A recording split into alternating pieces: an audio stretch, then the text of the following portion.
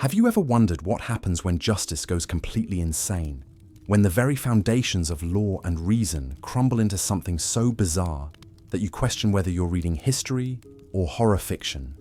Well, buckle up, because today we're diving into the most twisted courtroom drama you've never heard of, where the defendant was already dead, the judge was probably insane, and the entire concept of justice got thrown out the window and trampled by medieval madness. Picture this.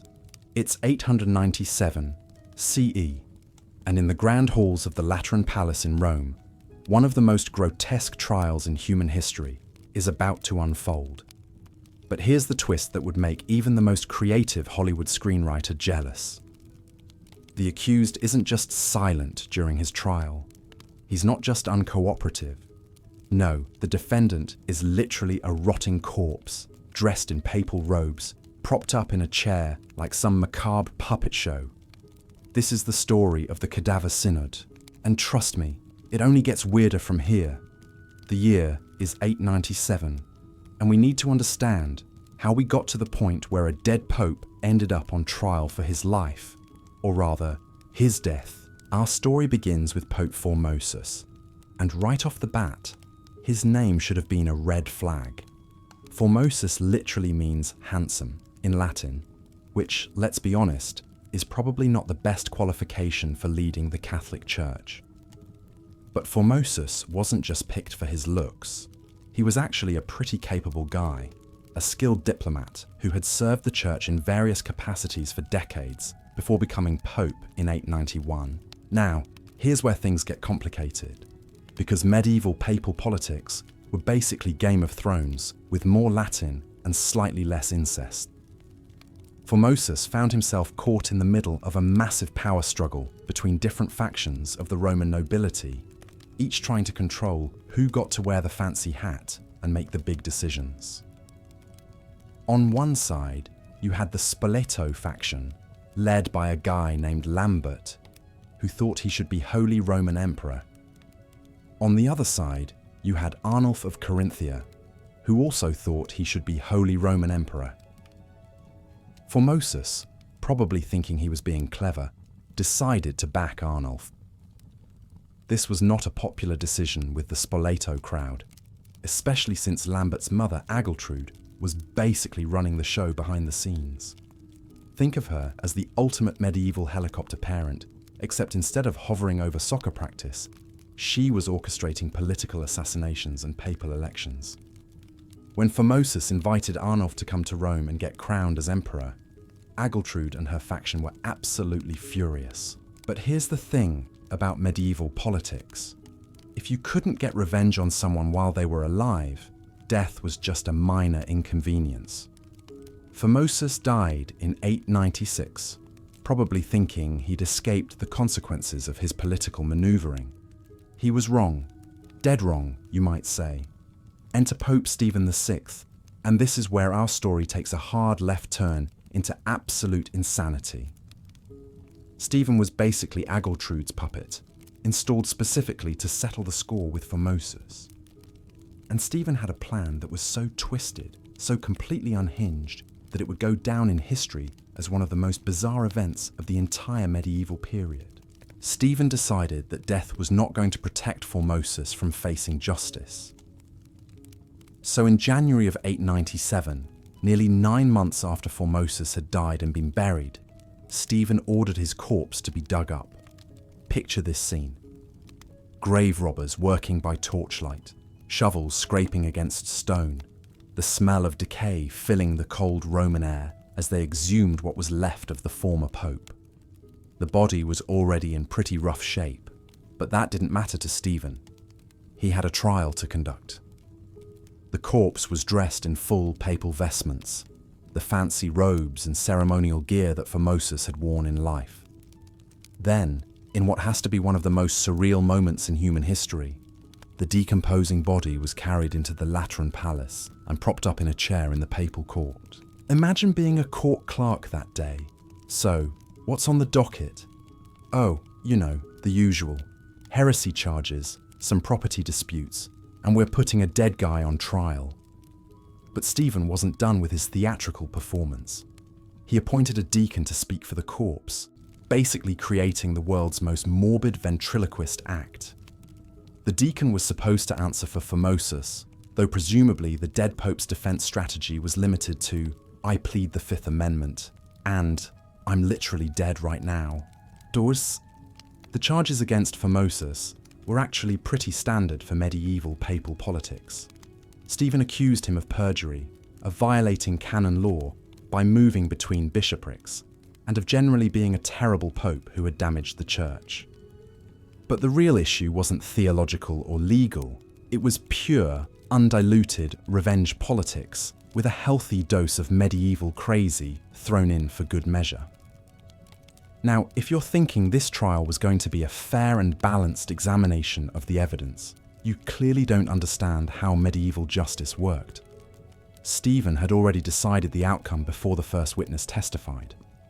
The dead pope was found guilty on all charges, because apparently being deceased is not a valid legal defense in 9th century Rome, but Stephen's revenge fantasy was just getting started. Finding Formosus guilty wasn't enough. The punishment had to fit the crime, and in Stephen's twisted mind, that meant a complete damnatio memoriae, the total erasure of Formosus from papal history. All of his acts as pope were declared null and void. Every ordination he had performed was cancelled, meaning that dozens of priests and bishops suddenly found themselves without legitimate positions in the church. It was like Stephen was trying to erase Formosus from reality itself. And then came the truly grotesque finale to this medieval horror show. The corpse's papal vestments were stripped off, right there in the courtroom. The 3 fingers on his right hand that had been used for papal blessings were cut off with a blade. Then, in the ultimate act of desecration, what remained of Pope Formosus was dragged through the streets of Rome and thrown into the Tiber River like a piece of garbage. Can you imagine being a Roman citizen that day? You're going about your business, maybe buying some bread, or arguing with your neighbour about property lines, and suddenly there's a parade of church officials dragging a rotting corpse through your neighbourhood. Oh, that's just the Pope putting his predecessor on trial. You know how it is. But here's where the story gets even stranger, because the Tiber River apparently wanted no part of this madness. The corpse washed up on the riverbank. And according to contemporary accounts, miracles started happening around the body. People claimed that statues of saints fell over when the corpse passed by, as if even inanimate objects were horrified by what Stephen had done. The people of Rome, who had initially been somewhat supportive of Stephen's dramatic revenge plot, started to get seriously creeped out. Medieval folks were used to political violence and religious weirdness, but there was something about putting a dead guy on trial that crossed a line even for them. Popular opinion began to turn against Stephen, and whispers started spreading through the city that maybe, just maybe, digging up dead popes and putting them on trial was not the best way to run the church. But Stephen, drunk on power and probably completely detached from reality at this point, doubled down on his insanity. He started going after anyone who had been associated with Formosus, basically conducting a medieval witch hunt against anyone who had supported his predecessor. Bishops were deposed, priests were stripped of their positions, and the entire church hierarchy was thrown into chaos. Now, you might be wondering how the other church officials were reacting to all this madness. Were they standing up and saying, "Hey Stephen, maybe putting dead people on trial is not the best look for our organization"? Well, remember that this is medieval Rome, where political survival often meant keeping your mouth shut and going along with whoever was currently in charge. Most of the clergy probably figured that Stephen's reign of terror would eventually burn itself out, and they just had to survive long enough to see it happen. They were right, but it took a while. For months, Stephen continued his purge, systematically dismantling everything that Formosus had accomplished during his papacy. It was like he was trying to prove that death was no obstacle to settling political scores, and that even the grave couldn't protect you from papal vengeance. But every reign of terror eventually comes to an end, and Stephen's was particularly dramatic. In the summer of 897, just months after the Cadaver Synod, the people of Rome finally decided they'd had enough of their psychotic pope. A popular uprising swept through the city, and Stephen found himself on the wrong end of a very angry mob. The mob dragged Stephen from his papal throne and threw him into prison, where he was eventually strangled to death. And here's the beautiful irony of medieval justice. The man who put a corpse on trial for political crimes ended up dying for his own political crimes. It's like the universe has a sense of poetic justice, even in the 9th century. But wait, because this story gets even more ridiculous. Stephen's successor, Pope Theodore II, lasted all of 20 days in office, but he managed to use that time to do something absolutely wild. He ordered another trial, not for Stephen, who was conveniently dead, and apparently nobody wanted to dig him up for round 2 of Corpse Court. No, Theodore decided to put Formosus on trial again, except this time, the dead Pope was found innocent. Think about that for a moment. We went from guilty dead Pope to innocent dead Pope in the span of a few months. Medieval justice was basically just a coin flip with extra steps and significantly more corpse handling. Theodore's successor, Pope John IX, took things even further.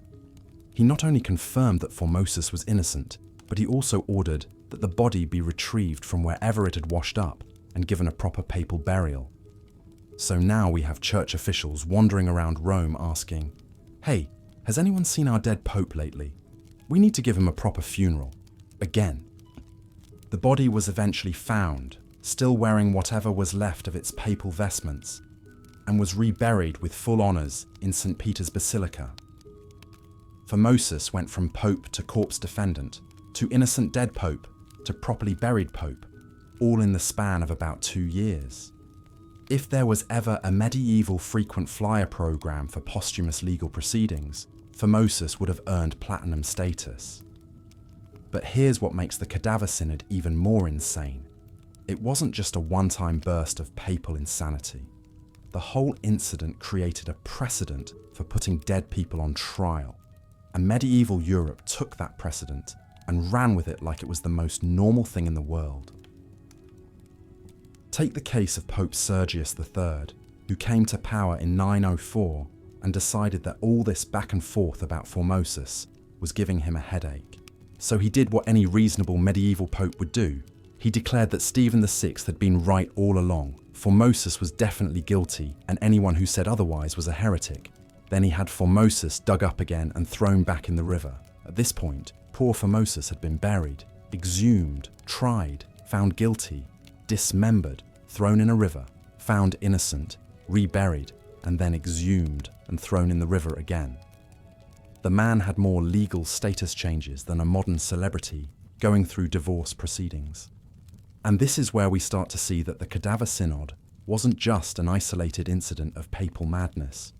It was part of a broader medieval tradition of putting non-living things on trial, a legal concept that would spread throughout Europe and result in some of the most bizarre court cases in human history. Because if you can put a dead pope on trial, why not put other things on trial too? Medieval legal minds looked at the Cadaver Synod and thought, you know what? This opens up a whole world of litigation possibilities. Enter the wonderful world of medieval animal trials, where pigs, dogs, horses, and even insects found themselves facing charges in formal courts of law. These weren't just silly local customs or folk traditions. These were full legal proceedings, complete with judges, lawyers, witnesses, and detailed court records that historians have preserved for us to marvel at centuries later. The most famous animal defendant in medieval history was probably a pig in Falaise, France, in 1386. This pig was accused of murdering a child, which, to be fair, was a pretty serious charge even by medieval standards.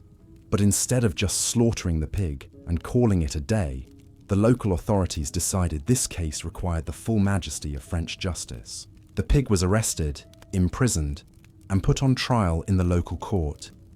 And this wasn't some quick hearing either.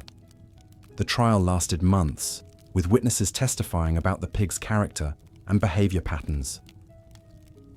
The prosecution argued that the pig had acted with malicious intent, while the defence presumably argued that pig's gonna pig, and you can't really hold a farm animal to human moral standards. The pig was found guilty and sentenced to death by hanging, which raises all sorts of logistical questions about how exactly you hang a pig.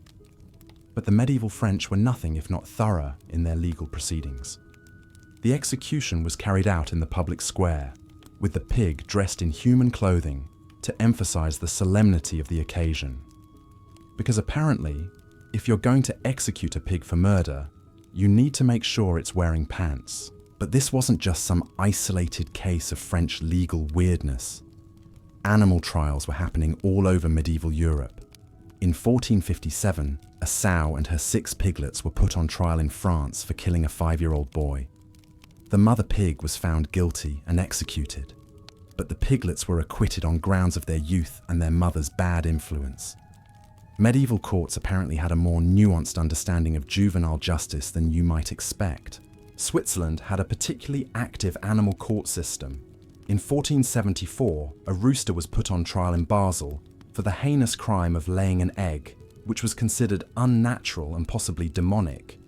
The prosecution argued that this was clear evidence of witchcraft because everyone knows that roosters don't lay eggs, and when they do, it's obviously Satan's fault. The rooster's defense attorney, and yes, they appointed a lawyer for the rooster, argued that laying an egg was not a crime because it was an involuntary act of nature. He also pointed out that there was no law specifically forbidding roosters from laying eggs, which is the kind of legal technicality that would make modern defense attorneys proud. The rooster was found guilty anyway and burned at the stake along with its allegedly demonic egg. Medieval Swiss justice did not mess around when it came to gender non-conforming poultry.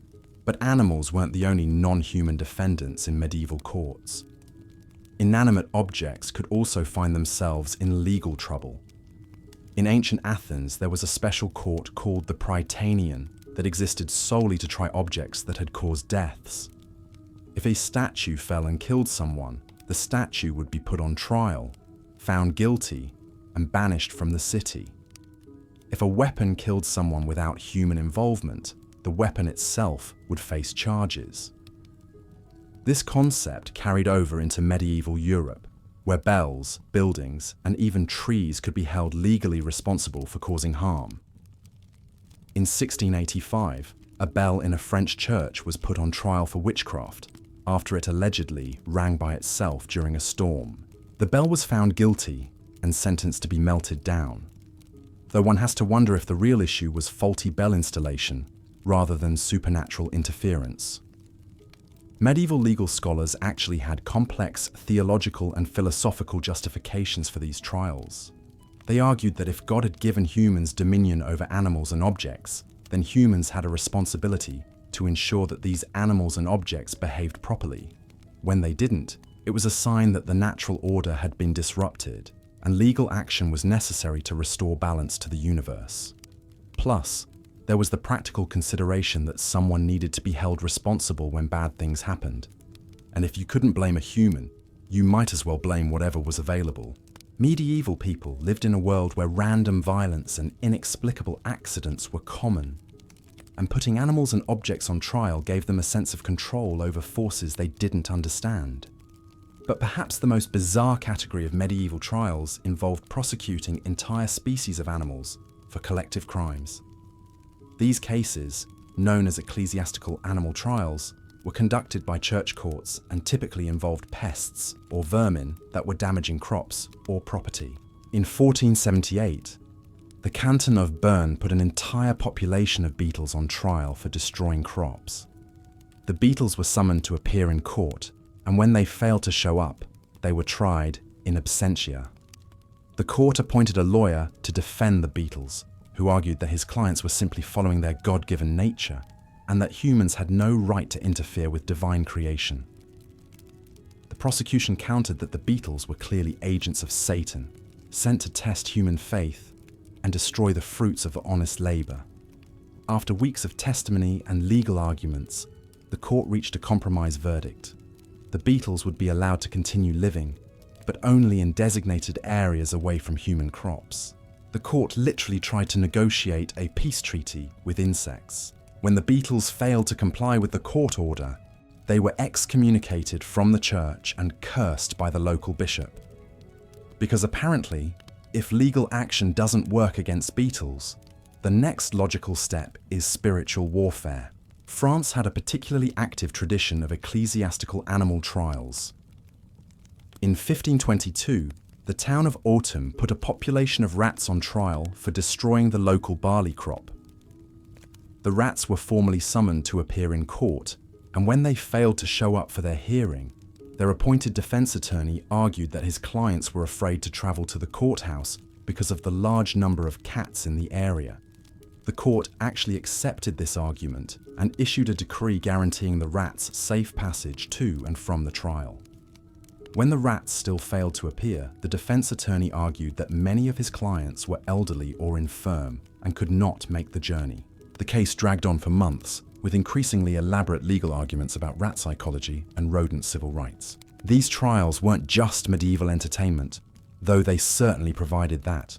They served important social and psychological functions in communities that were struggling to understand and control their environment.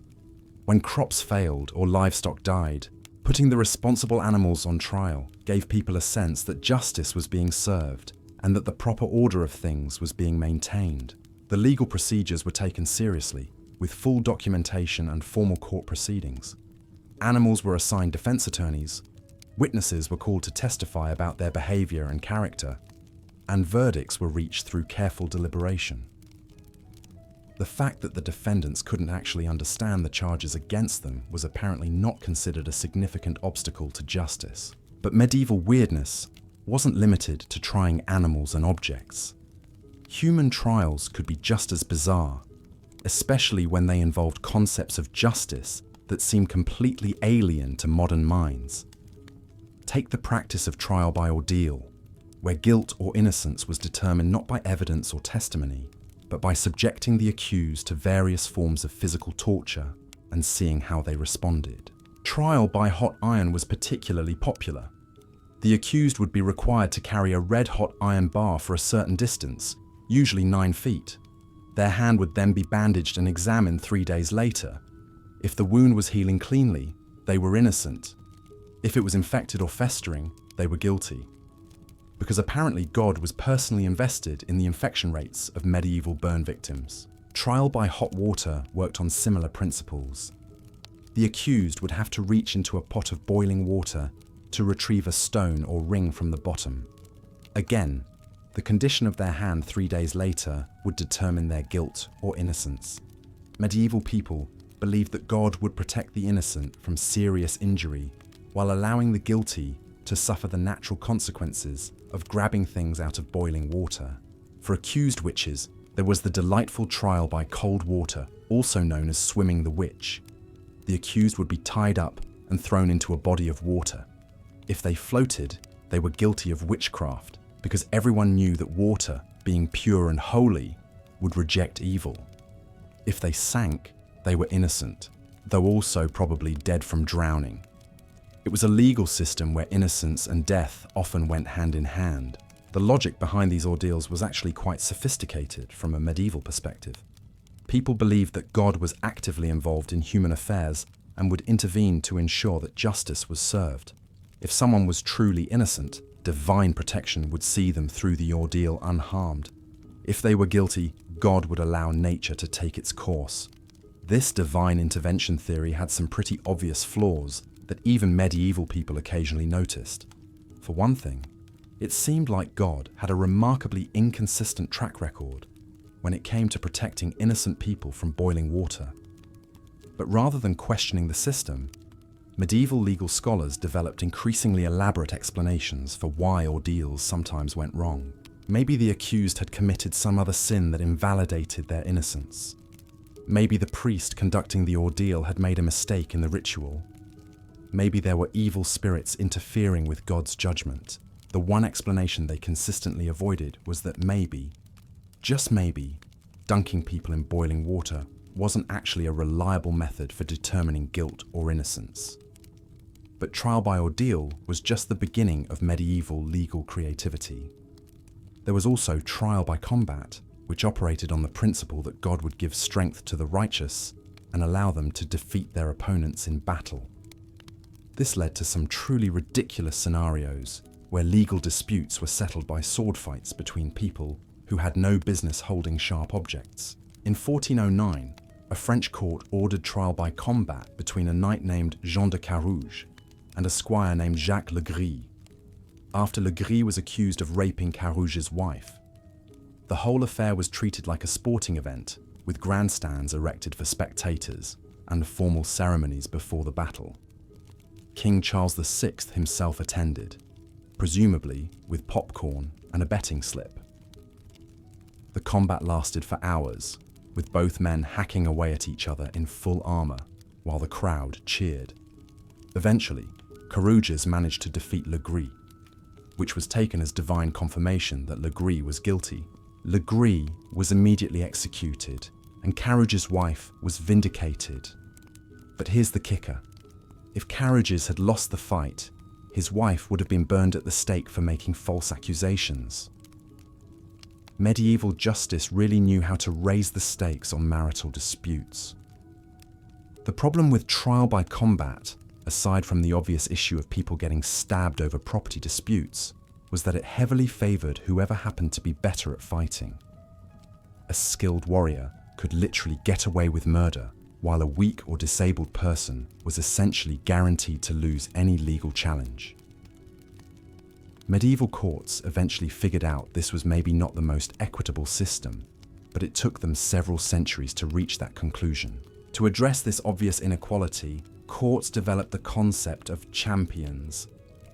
If you were too old, too young, too sick, or too female to fight your own battles, you could hire someone to fight for you.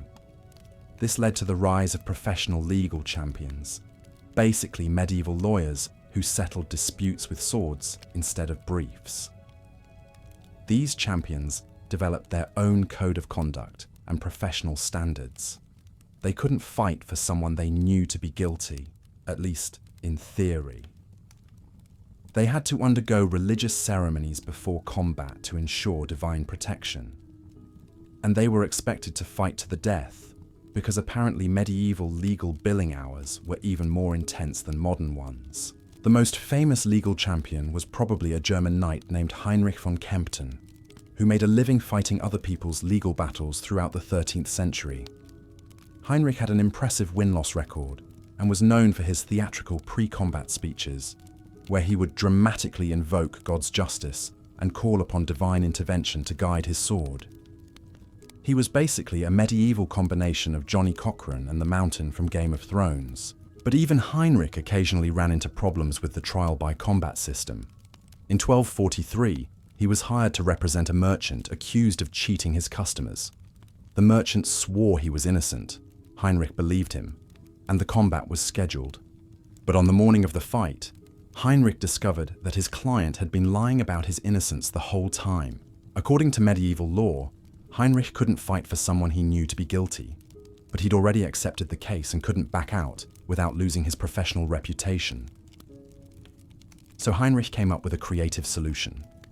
He fought the combat while secretly hoping he would lose, figuring that God would ensure the guilty party was defeated, regardless of his own fighting skills. Heinrich lost the fight. His client was executed for fraud, and everyone agreed that justice had been served. The whole incident became a famous example of how divine justice could work, even when human champions tried to game the system. Though one has to wonder if Heinrich's opponent ever figured out that he'd basically been given a free win by a conflicted legal professional. These combat trials weren't just limited to serious crimes either. People fought duels over contract disputes, property boundaries, and allegations of cheating at dice games. Medieval court records are full of cases where neighbors ended up trying to kill each other because someone's cow wandered into someone else's garden, or because of arguments over who owned a particular tree. In 1386, the same year as that famous pig trial in France, two German farmers named Klaus and Wilhelm got into a legal dispute over the ownership of a single chicken. Klaus claimed Wilhelm had stolen the chicken from his coop. Wilhelm claimed the chicken had wandered over on its own and was now legitimately his property under the ancient right of finders keepers. The local court, apparently having nothing better to do, ordered trial by combat to settle this crucial poultry ownership dispute. Klaus and Wilhelm spent weeks preparing for battle, hiring weapons trainers and practicing their sword work. The entire village turned out to watch two grown men try to kill each other over a chicken that was probably worth less than their combat preparation expenses. Wilhelm won the fight after Klaus slipped in the mud and fell on his own sword. The chicken was officially awarded to Wilhelm, though by that point it had probably died of old age or been eaten by someone else entirely. Klaus survived his wounds, but had to pay Wilhelm's legal fees, adding financial insult to literal injury. But perhaps the strangest aspect of medieval trial by combat was how it interacted with the Church's teachings about violence and killing. The Catholic Church officially opposed violence and murder, but it also endorsed trial by combat as a legitimate form of divine justice. This created some serious theological contradictions that medieval scholars had to navigate. The Church's solution was to develop elaborate rituals and ceremonies around combat trials that were supposed to transform them from acts of violence into acts of religious devotion. Combatants would fast and pray before fights, attend special masses, and have their weapons blessed by priests. The idea was that they weren't trying to kill their opponents out of anger or malice, but were serving as instruments of God's will. This led to some truly bizarre scenes where knights would spend hours in prayer and confession before attempting to murder each other in legally sanctioned combat. Priests would bless swords and armor, invoke divine protection for both fighters, and then watch approvingly as one of them tried to hack the other one to death. Medieval cognitive dissonance was apparently a powerful force. The Church also developed specific rules about what constituted fair combat in the eyes of God. Fighters couldn't use poison on their weapons because that was considered cheating. They couldn't attack before the official signal because God appreciated good sportsmanship. And they had to allow their opponents a fair chance to defend themselves because divine justice required a level playing field. These rules led to some incredibly formal and ritualized combat procedures. Fights would begin with elaborate ceremonies where both combatants would swear oaths, receive blessings, and formally state their cases before God and the assembled crowd. Then they would bow to each other, take their positions, and wait for the signal to begin trying to kill each other. It was like a deadly combination of religious service and sporting event. But trial by combat wasn't the only way medieval courts tried to involve divine intervention in legal proceedings. There was also the practice of compurgation, where the accused could prove their innocence by getting a certain number of people to swear oaths vouching for their character. The theory behind compurgation was that God would strike down anyone who swore a false oath. So if you could get 12 honest people to swear you were innocent, that was basically divine confirmation of your trustworthiness. The practice required accusers to find people willing to literally risk divine wrath to support their claims. This led to some interesting social dynamics, because your ability to prove your innocence depended entirely on how many friends you had and how much they trusted you. Popular people with strong social networks could get away with almost anything, while unpopular individuals might be convicted of crimes they didn't commit simply because nobody wanted to risk their eternal souls to help them. The system also created a thriving market in professional oath swearers, people who would vouch for anyone's character in exchange for payment. These oath swearers, known as compurgators, developed their own professional standards and codes of conduct. They couldn't swear for someone they knew to be guilty, but they could swear for someone whose guilt or innocence they were genuinely uncertain about. The best compurgators developed reputations for honesty and reliability. If a well-known compurgator was willing to swear for you, that carried more weight than oaths from random strangers.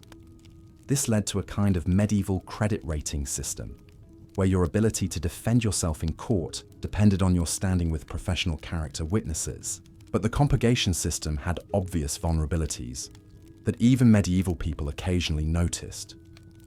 Rich people could afford better compurgators than poor people. Popular criminals could find supporters more easily than unpopular innocents. and the whole system assumed that God was personally monitoring every oath sworn in every medieval courtroom, which required a level of divine micromanagement that seemed impractical even by medieval theological standards.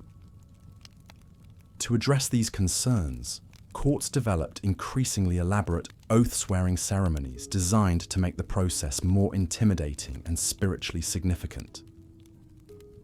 Compurgators would have to swear their oaths while touching holy relics, standing before altars, or holding consecrated objects. The idea was that the physical presence of sacred items would make false oath swearing even more spiritually dangerous. This led to a booming trade in legal relics, holy objects specifically used for court proceedings. Churches would rent out saints' bones, pieces of the true cross, or fragments of religious artifacts to courts that needed to add extra spiritual weight to their oath-swearing ceremonies.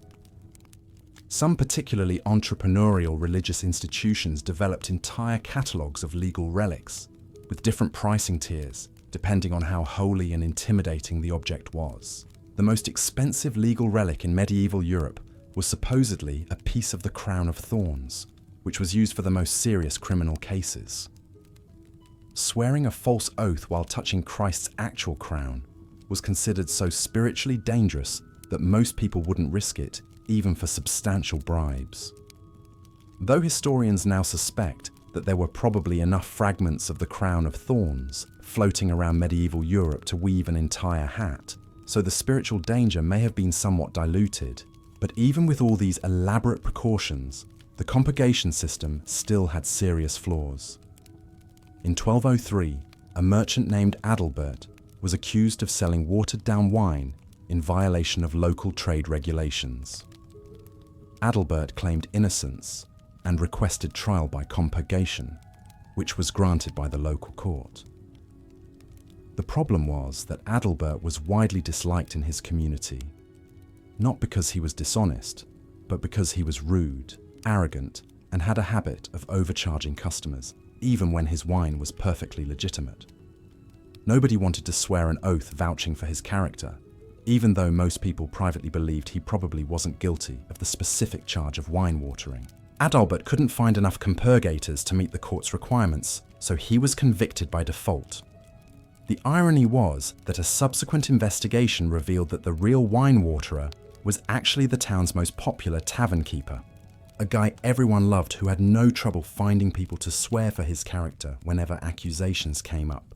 The case became a famous example of how compurgation could punish people for being unlikable rather than for being guilty. But instead of reforming the system, medieval legal scholars simply added more rules and procedures designed to make character assessment more accurate. They never seemed to consider that maybe determining guilt through popularity contests wasn't the most reliable approach to criminal justice. These flawed systems of divine justice coexisted with more conventional legal procedures throughout the medieval period, creating a complex and often contradictory approach to law enforcement. The same court might use evidence and testimony to resolve one case, trial by combat to settle another, and compurgation to handle a third, sometimes all on the same day.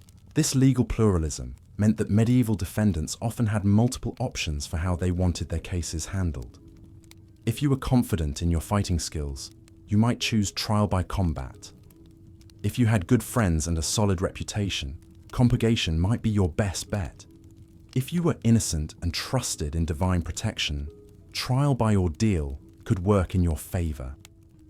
But this menu of justice options also meant that the outcome of legal cases often depended more on strategic thinking than on actual guilt or innocence. Clever defendants would choose the legal procedure that best suited their particular advantages, while prosecutors had to consider not just the strength of their evidence, but also their opponent's likely strategic choices. The result was a legal system that was simultaneously more flexible and more arbitrary than modern justice. Medieval courts could adapt their procedures to fit different types of cases and different social circumstances, but they could also produce wildly inconsistent results depending on which approach happened to be used for any particular dispute. And through it all, the spectre of the cadaver synod hung over medieval legal proceedings like a reminder that justice itself could be twisted into the most bizarre and grotesque forms. If you could put a dead pope on trial, if you could sentence pigs to death for murder, if you could determine guilt by seeing how quickly burns healed, or who won in sword fights, then apparently anything was possible in the pursuit of medieval justice. The legacy of these strange legal traditions would persist for centuries, influencing legal development across Europe and creating precedents that would take generations to overturn. But that's a story for another part of our journey through the twisted corridors of medieval justice, where the line between law and madness was often thinner than a papal decree written by a pope who may or may not have been completely insane. Because we're not done with medieval legal weirdness yet, not even close. The Cadaver Synod was just the beginning of a legal tradition that would produce even stranger cases, even more bizarre defendants, and even more twisted applications of what medieval people considered justice. The rabbit hole of medieval legal insanity goes much deeper than one dead pope on trial, and we're about to explore just how deep it really goes. The story of the Cadaver Synod was like a stone thrown into a pond, creating ripples of legal insanity that would spread across medieval Europe for centuries. But before we dive into those other cases, we need to understand just how deep the political rot went in 9th century Rome, because the trial of Pope Formosus wasn't just about one crazy pope's revenge fantasy. It was the product of a political system so corrupt, so completely unhinged, that putting dead people on trial seemed like a reasonable solution to governance problems. See, the papacy in the late 9th and early 10th centuries was basically a medieval reality TV show, except instead of getting voted off the island, you got murdered, exiled, or in Formosus's case, posthumously prosecuted for crimes against canon law. This period, which historians politely call the pornocracy, or the rule of harlots, was when the papal throne was controlled by a series of powerful Roman families who treated the position of Christ's representative on earth like a particularly valuable piece of real estate. At the center of this political cesspool was a woman named Theodora and her equally ambitious daughter, Marozia. These weren't your typical medieval noble ladies sitting around embroidering and praying. These were political operators who would make modern Washington power brokers look like amateur hour.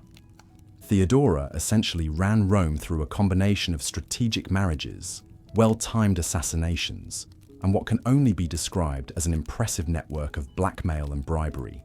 Marozia took her mother's lessons to heart and decided to cut out the middleman entirely. Instead of just controlling popes, she started making them. Literally. She had affairs with multiple popes, installed her own son as Pope John XI when he was barely 20 years old, and generally treated the Vatican like her personal dating service and political consulting firm. Now you might be wondering how the Catholic Church, supposedly guided by divine wisdom and centuries of theological scholarship, ended up being run by what was essentially a medieval crime family. The answer is that political power and religious authority had become so intertwined in Rome that it was impossible to separate church business from family business. The Pope wasn't just a spiritual leader, he was a temporal ruler who controlled vast territories, commanded armies, and had the power to make or break political careers across Europe. This meant that whoever controlled the papacy controlled Rome, and whoever controlled Rome had a significant say in European politics. So naturally, every ambitious family in Italy wanted their guy wearing the funny hat and making the big decisions. The result was a system where papal elections were decided not by prayer and contemplation, but by who had the most money, the biggest army, and the least compunction about murdering their political opponents. Pope Stephen VI, the mastermind behind the Cadaver Synod, was a perfect product of this system.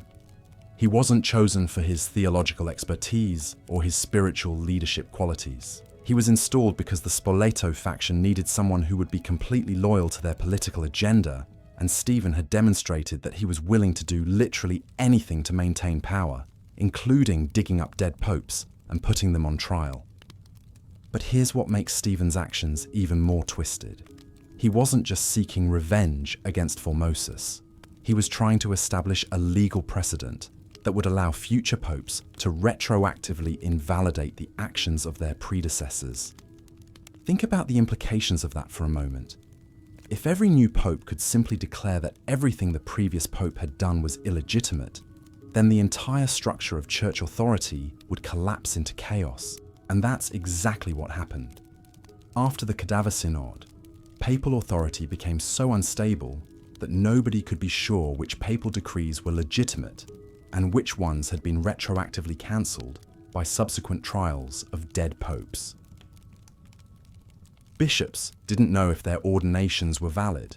Priests weren't sure if they had the authority to perform sacraments. The entire Catholic hierarchy was thrown into a state of legal and theological limbo that lasted for decades.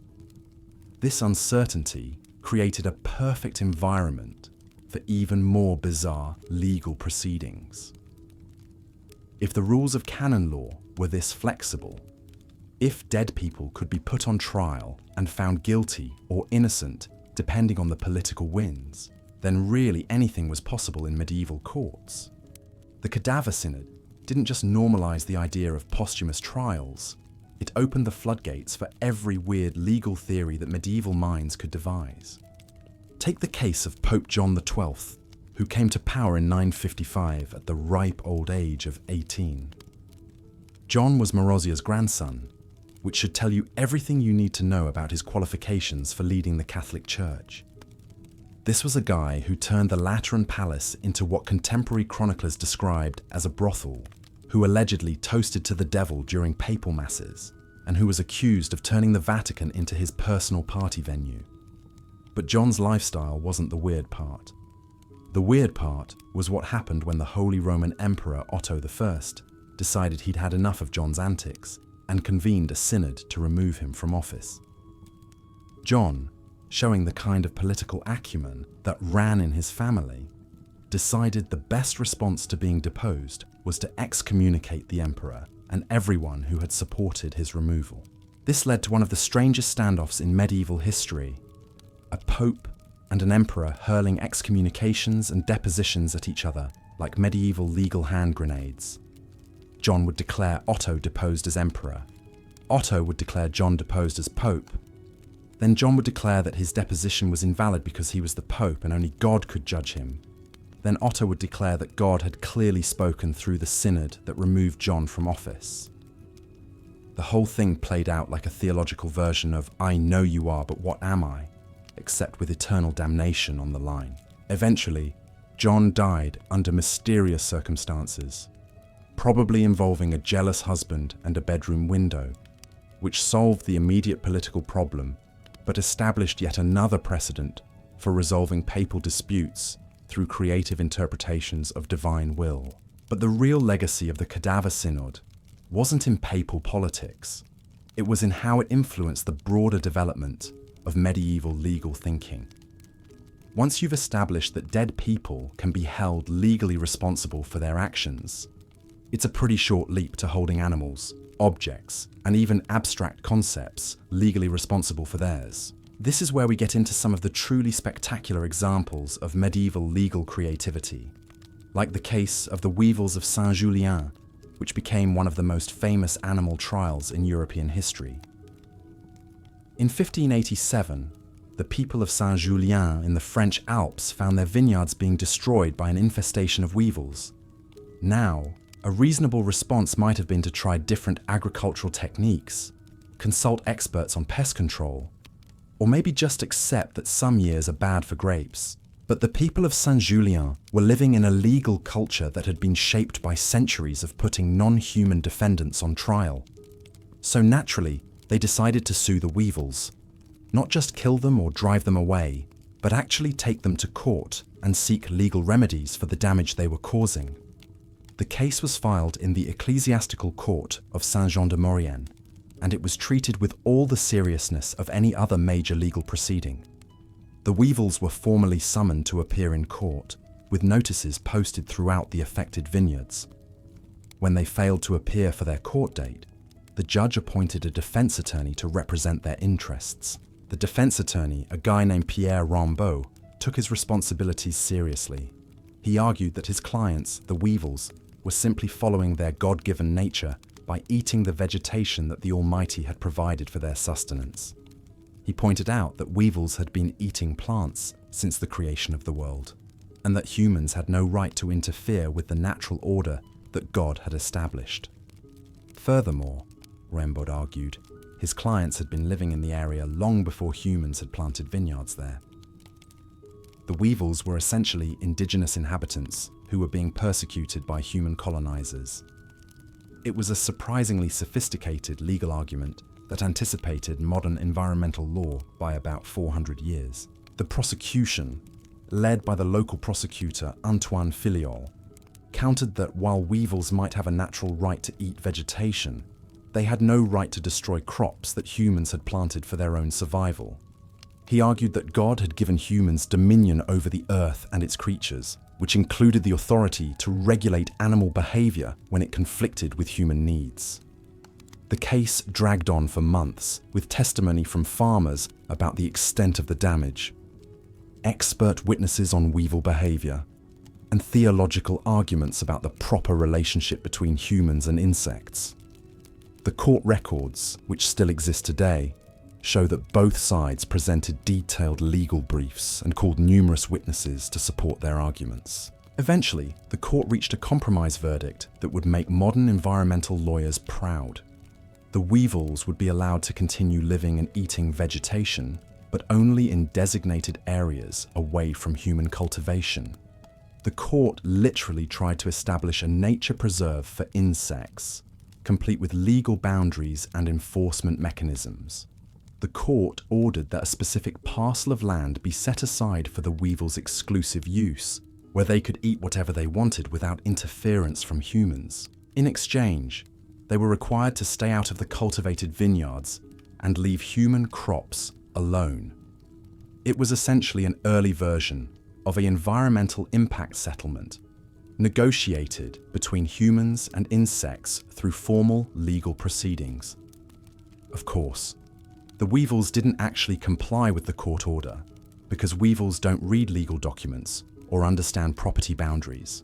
But the case established an important precedent for how medieval courts could address conflicts between human economic interests and animal behavior through legal rather than purely agricultural means. The weevil case also demonstrated how medieval legal thinking had evolved since the days of the Cadaver Synod. While Stephen VI had put Formosus on trial purely for revenge, the Saint-Julien court was trying to use legal proceedings to solve actual practical problems. They weren't just punishing the weevils. They were attempting to create a legal framework that would allow humans and insects to coexist peacefully. This more sophisticated approach to animal trials became increasingly common throughout the late medieval period.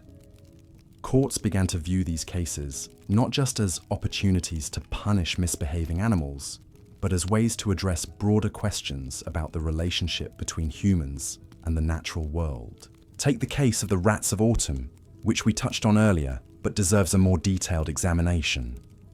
In 1522, the rats of autumn were causing significant damage to the local barley crop, and the townspeople decided that legal action was the appropriate response. But unlike earlier animal trials that had focused primarily on punishment, the autumn case was designed to find a practical solution that would protect both human interests and animal welfare.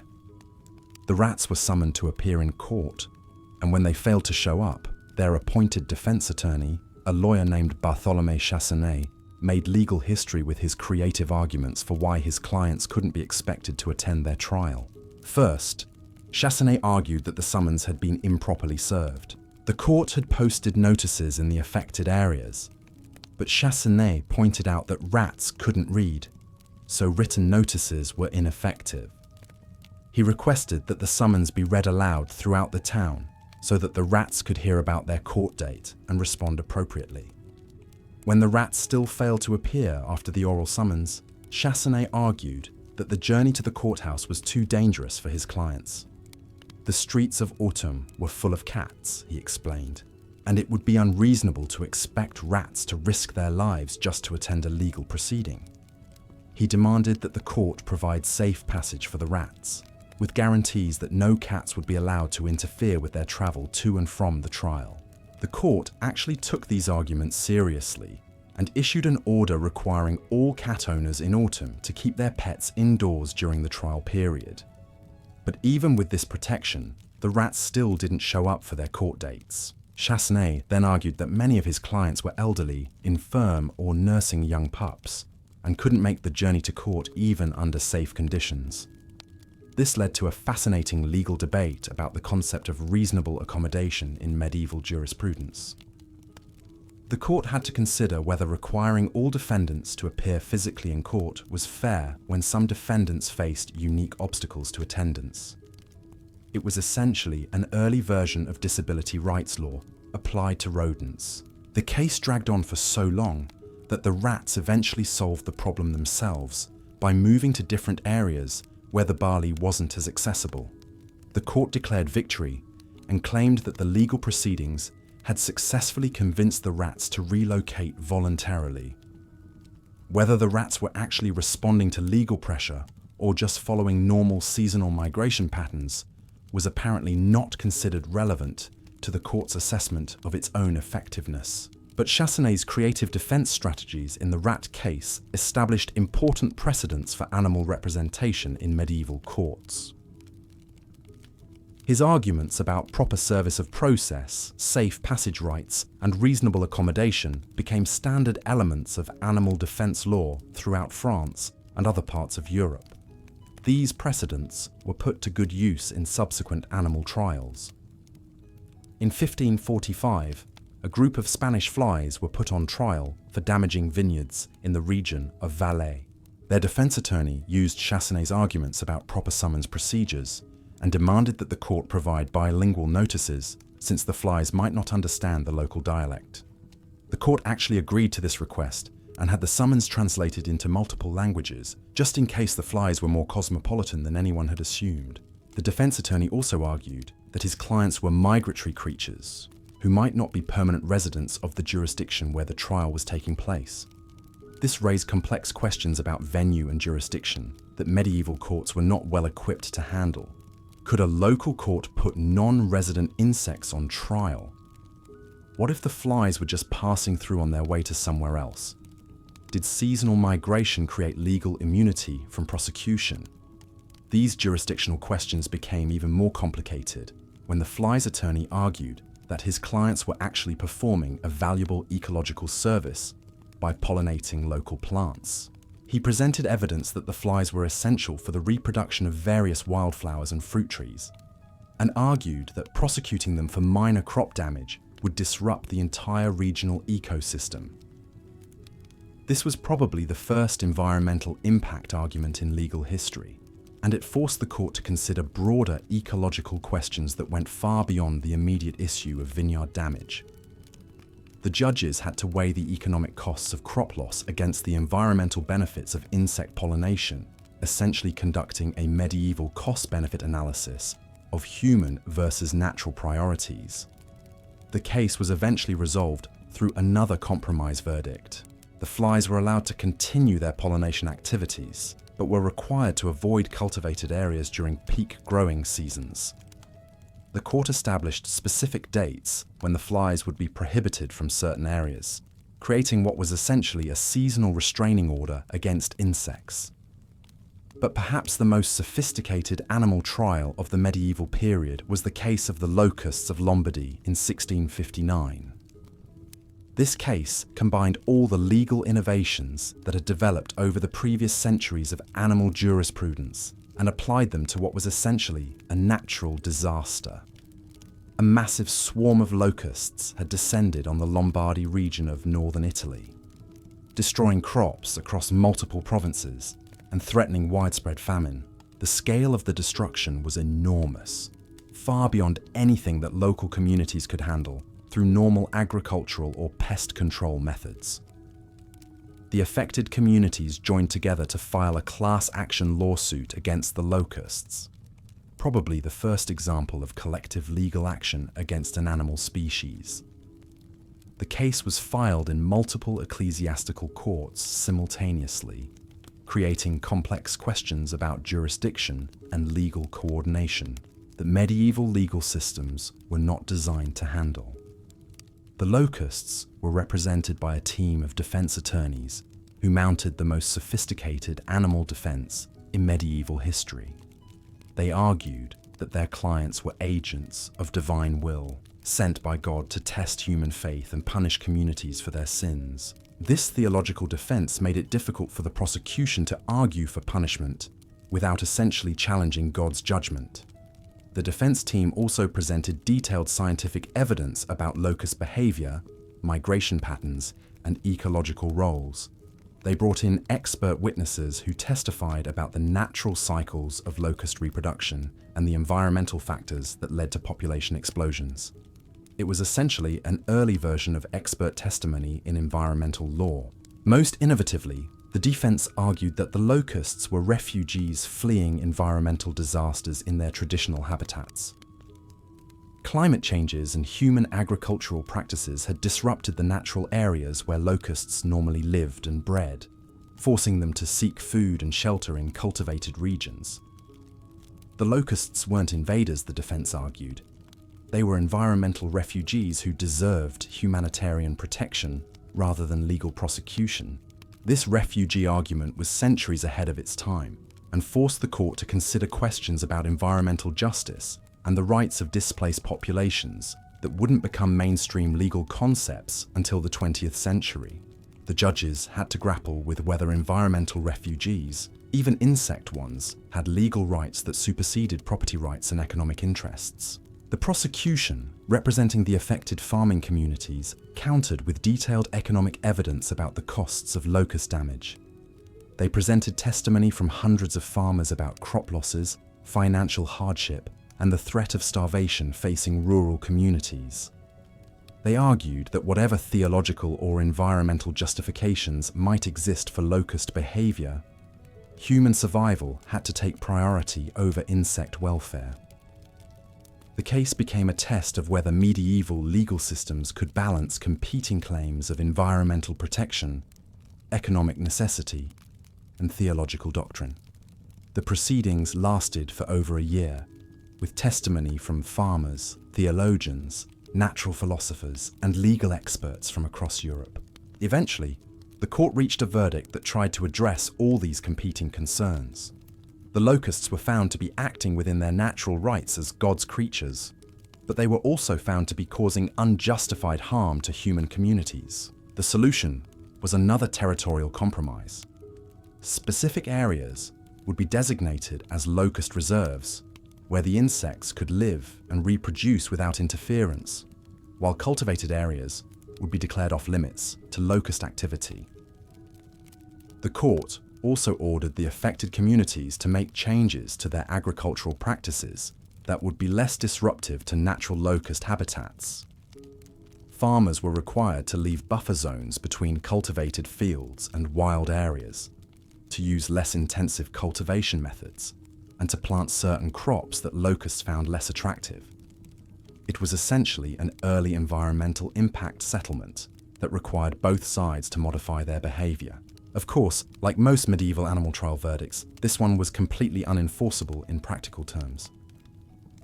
Locusts don't respect court orders or property boundaries, and medieval communities didn't have the resources or expertise to implement sophisticated environmental management programs. But the case represented a remarkable evolution in legal thinking about the relationship between human society and the natural world. These animal trials weren't just medieval curiosities or examples of pre-scientific thinking. They were serious attempts to use legal frameworks to address real problems that communities were facing in their relationships with the natural environment. The fact that the solutions were often impractical or impossible to enforce doesn't diminish the sophistication of the legal reasoning involved. In fact, many of the arguments made by medieval animal defense attorneys anticipated modern environmental law by centuries. Concepts like habitat preservation, species protection, environmental impact assessment, and the rights of non-human creatures all appeared in medieval animal trials long before they became part of mainstream legal thinking. But the influence of the Cadaver Synod extended beyond just animal trials. The precedent of holding non-human entities legally responsible also led to trials of inanimate objects, natural phenomena, and even abstract concepts. If you could put a dead pope on trial, and if you could prosecute animals for property damage, then really anything could be dragged into medieval court. This led to some truly spectacular examples of legal creativity. In 1474, a bell in a Swiss church was put on trial for ringing inappropriately during a religious service. The bell had apparently started ringing on its own during a funeral mass, disrupting the ceremony and frightening the mourners. The local court decided that this was either a mechanical malfunction that needed legal remedy or supernatural interference that required judicial investigation. The bell was formally charged with disturbing the peace and interfering with religious observances. A defense attorney was appointed to represent the bell's interests, and witnesses were called to testify about the incident and the bell's previous behavior. The defense argued that bells were inanimate objects that couldn't be held responsible for their actions, but the prosecution countered that someone or something had to be held accountable for the disruption. The case raised fascinating questions about the nature of legal responsibility and the boundaries of criminal liability. Could an inanimate object commit a crime? If so, what kind of punishment was appropriate? If not, how could communities seek legal remedies when objects caused harm or disruption? The court eventually found the bell guilty of disturbing the peace and sentenced it to be silenced for a period of 1 month. The bell was literally gagged with cloth and rope to prevent it from ringing during its sentence. After serving its time, the bell was allowed to resume normal operation, though it was required to undergo a blessing ceremony to ensure that no supernatural influences were affecting its behavior. The Bell case established important precedents for holding inanimate objects legally responsible for harm they caused. These precedents were applied in subsequent cases involving runaway carts, collapsing buildings, and even stones that fell from construction sites and injured passers-by. Medieval courts developed increasingly sophisticated theories about object liability that wouldn't look out of place in modern product liability law. But perhaps the strangest category of medieval trials involved prosecuting natural phenomena like storms, floods, and earthquakes. These cases pushed the boundaries of legal reasoning to their absolute limits, as courts tried to apply human legal concepts to forces of nature that were clearly beyond human control. In 1451, a particularly devastating hailstorm struck the region around Beaune in France, destroying vineyards and crops across multiple parishes. The local communities, following the precedent established by earlier animal trials, decided to take legal action against the storm itself. The hailstorm was formally summoned to appear in court and charged with destruction of property, assault on persons, and general disturbance of the peace. When the storm failed to appear for its court date, which was not entirely surprising given that it had already passed through the area and dissipated, the court appointed a defense attorney to represent its interests.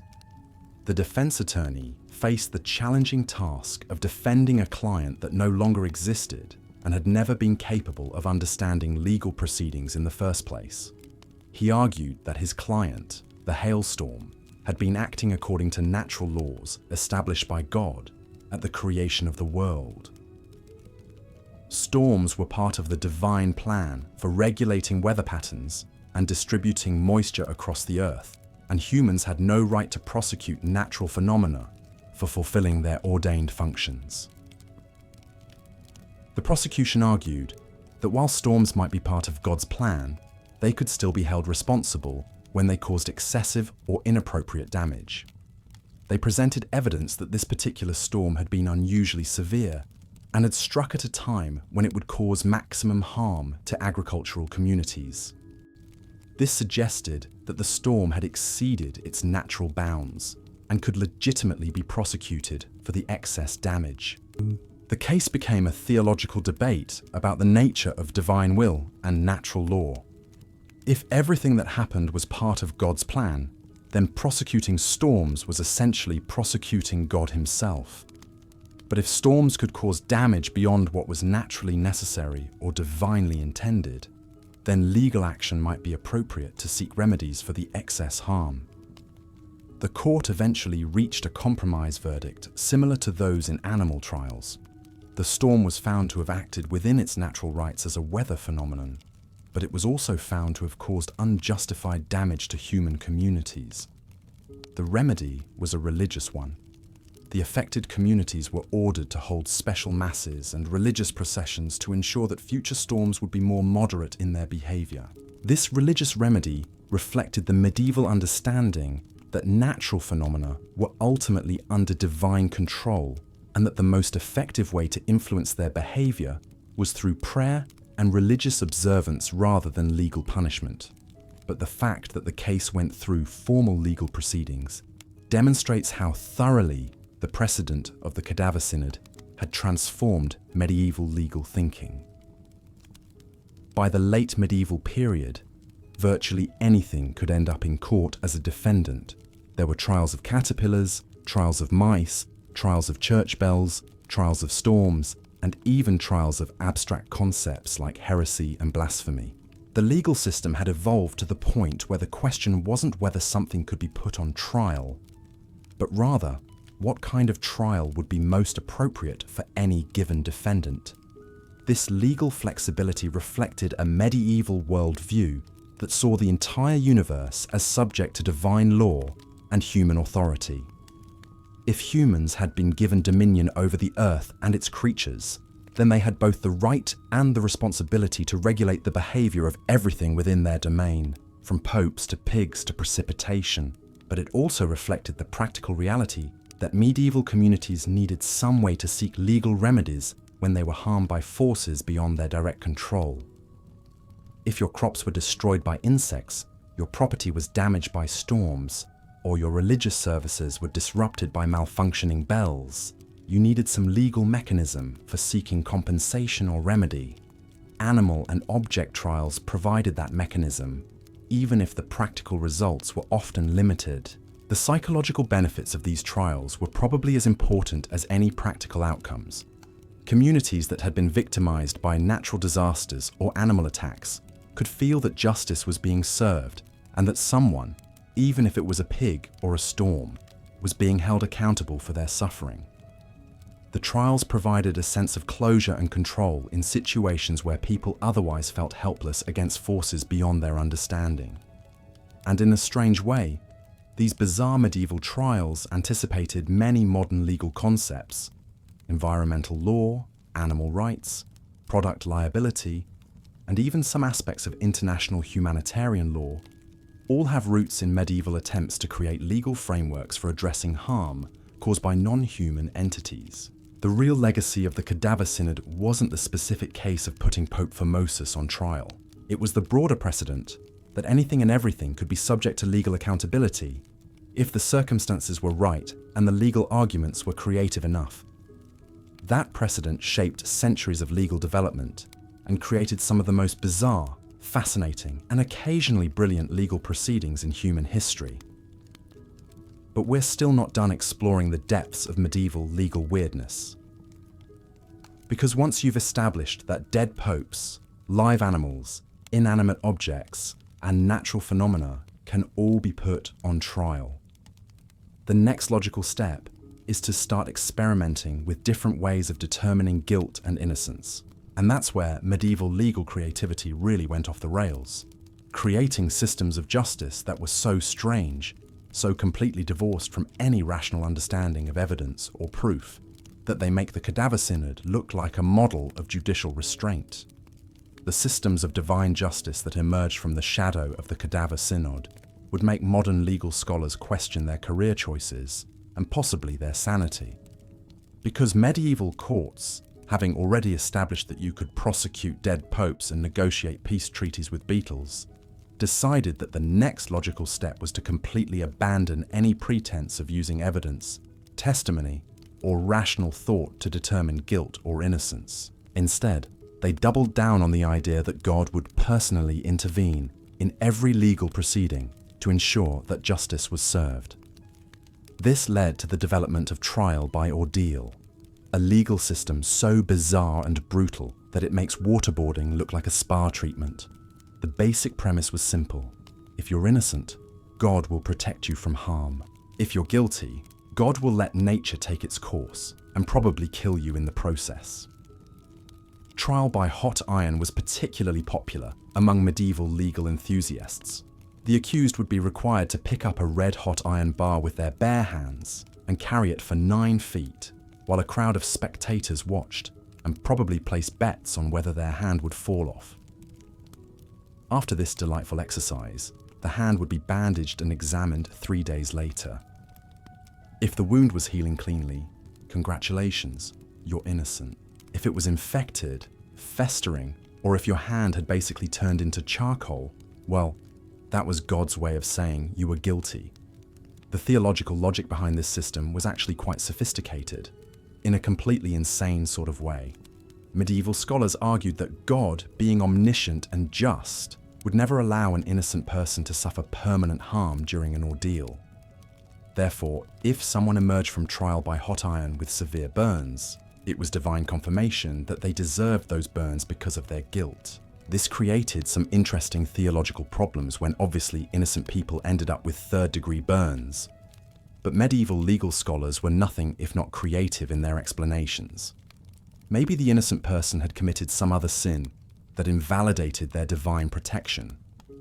Maybe the priest conducting the ordeal had made a mistake in the ritual. Maybe there were evil spirits interfering with God's judgment. The one explanation they consistently avoided was that maybe, just maybe, hot metal burns everyone regardless of their moral status. Trial by hot water worked on similar principles, except instead of carrying burning metal, you had to reach into a pot of boiling water to retrieve a stone or ring from the bottom. The water was heated to a full rolling boil, because apparently God's justice required precise temperature control. Accused individuals would have to plunge their arm into the water up to the wrist or elbow, depending on the severity of the charges, and fish around until they found the designated object. The process was conducted with all the ceremony of a religious service, because medieval people understood that if you're going to torture someone in the name of divine justice, you need to do it with proper theological flair. Priests would bless the water, invoke divine protection for the innocent, and pray for God's guidance in revealing the truth. Then they would watch approvingly as someone stuck their arm into water that was literally boiling and tried not to scream. The 3-day waiting period after these ordeals was crucial to the entire system. During this time, the accused would be confined and their wounds would be monitored by church officials who had presumably received medical training from the same institution that taught them that boiling water only burns guilty people. The condition of the wounds after 3 days would determine the final verdict. But here's where the system gets even more twisted. The standard for what constituted healing cleanly was remarkably subjective. Minor inflammation might be interpreted as evidence of guilt, while severe burns might be dismissed as part of the normal healing process. The priests examining the wounds had enormous discretionary power to interpret the physical evidence according to their own biases, political pressures, or theological convictions. This subjectivity meant that trial by ordeal often functioned more like a delayed execution method than an actual truth-finding mechanism. If the authorities wanted someone to be found guilty, they could always find signs of improper healing in their wounds. If they wanted someone to be found innocent, they could overlook obvious signs of infection and declare that God was working mysterious healing miracles. The most notorious example of this manipulation occurred in 1094 during a land dispute between 2 Norman nobles in England. A peasant named Godwin was accused of stealing sheep from his lord's estate and was subjected to trial by hot iron. Godwin carried the burning metal the required distance, and his hand was bandaged according to proper procedures. 3 days later, when the bandages were removed, Godwin's hand showed clear signs of healing. The burns were clean, there was no infection, and new skin was already beginning to form. By any reasonable interpretation, this should have been evidence of innocence. But Godwin's lord wanted his land back and had made it clear to the examining priests that finding Godwin innocent would not be politically convenient. So the priests declared that while the burns were indeed healing, they were healing too quickly, which was obviously supernatural and therefore evidence of demonic intervention. They argued that the devil was helping Godwin recover from his burns to make him appear innocent, when he was actually guilty of both theft and consorting with evil spirits. Godwin was found guilty on both the original charges and the new charge of witchcraft. He was hanged, his family was evicted from their land, and his lord got exactly what he wanted. The whole incident became a famous example of how trial by ordeal could be manipulated to produce whatever verdict was politically expedient. But even when the ordeals weren't being deliberately manipulated, they produced results that were essentially random. People's ability to heal from burns depended on their overall health, their age, the cleanliness of the bandages, and dozens of other factors that had nothing to do with their guilt or innocence. Young, healthy individuals with strong immune systems were more likely to heal cleanly and be found innocent, while older, sicker, or malnourished people were more likely to develop infections and be found guilty. This meant that trial by ordeal functioned as a crude form of social Darwinism, where the physically strong were more likely to survive legal proceedings than the weak. It was a justice system that literally favored the fit over the frail, regardless of who had actually committed whatever crime was being prosecuted. Medieval legal scholars were occasionally troubled by these obvious inequities, but their solution wasn't to abandon trial by ordeal. Instead, they developed increasingly elaborate theological explanations for why God's justice might appear to be biased toward healthy people. Maybe physical weakness was itself a sign of moral corruption. Maybe God was testing communities by allowing the innocent but weak to suffer. Maybe the apparent randomness of ordeal outcomes was actually part of a divine plan that humans weren't meant to understand. These theological gymnastics reached their peak in the writings of Peter the Chanter, a 12th century scholar who argued that trial by ordeal was actually a form of divine communication that transcended human understanding of justice. According to Peter, God wasn't just determining guilt or innocence through ordeals. He was sending complex messages about the spiritual state of entire communities. If an obviously innocent person was found guilty through ordeal, Peter argued, it might mean that the community itself was sinful and needed to examine its collective conscience. If a clearly guilty person was found innocent, it might be God's way of offering them a chance at redemption. The outcomes of individual trials were less important than the broader spiritual lessons that communities could learn from observing divine justice in action. This interpretation allowed medieval communities to maintain their faith in trial by ordeal, even when the results seemed completely arbitrary or unjust. Any outcome could be explained as part of God's inscrutable plan, and any criticism of the system could be dismissed as a failure to understand divine wisdom.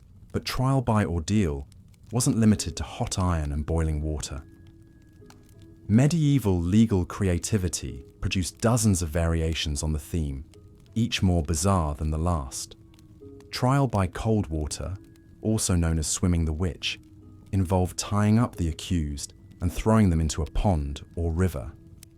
If they floated, they were guilty, because pure water would reject evil and refuse to accept a sinful person into its depths.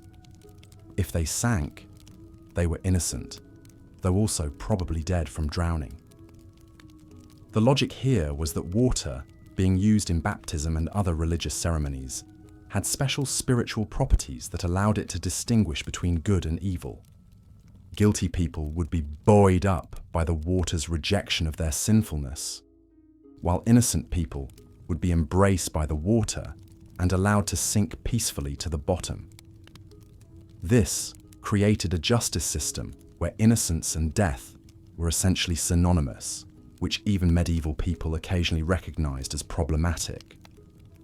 Some courts tried to address this issue by having ropes tied to the accused, so they could be pulled out if they started to sink.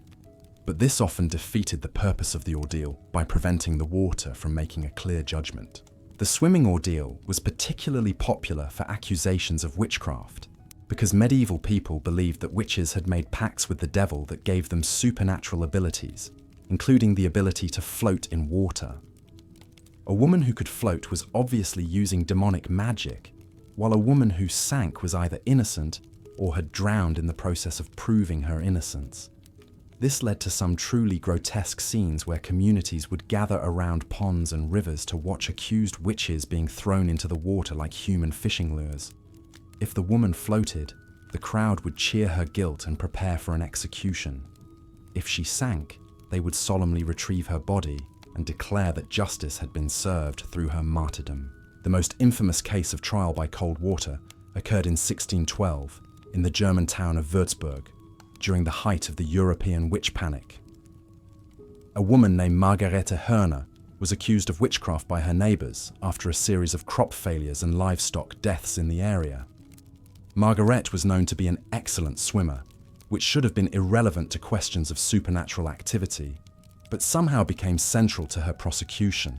When Margarete was subjected to trial by cold water, she naturally floated because she was a strong swimmer who knew how to control her buoyancy in water. The examining officials declared this clear evidence of demonic assistance and found her guilty of witchcraft. But Margaret's family argued that her floating was due to natural swimming ability, not supernatural intervention.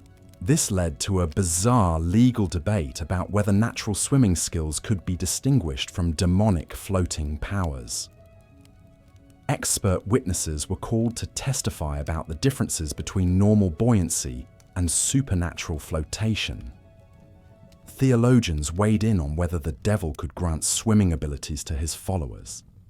The entire proceeding turned into a medieval version of a scientific conference, except the subject was whether floating meant you were in league with Satan.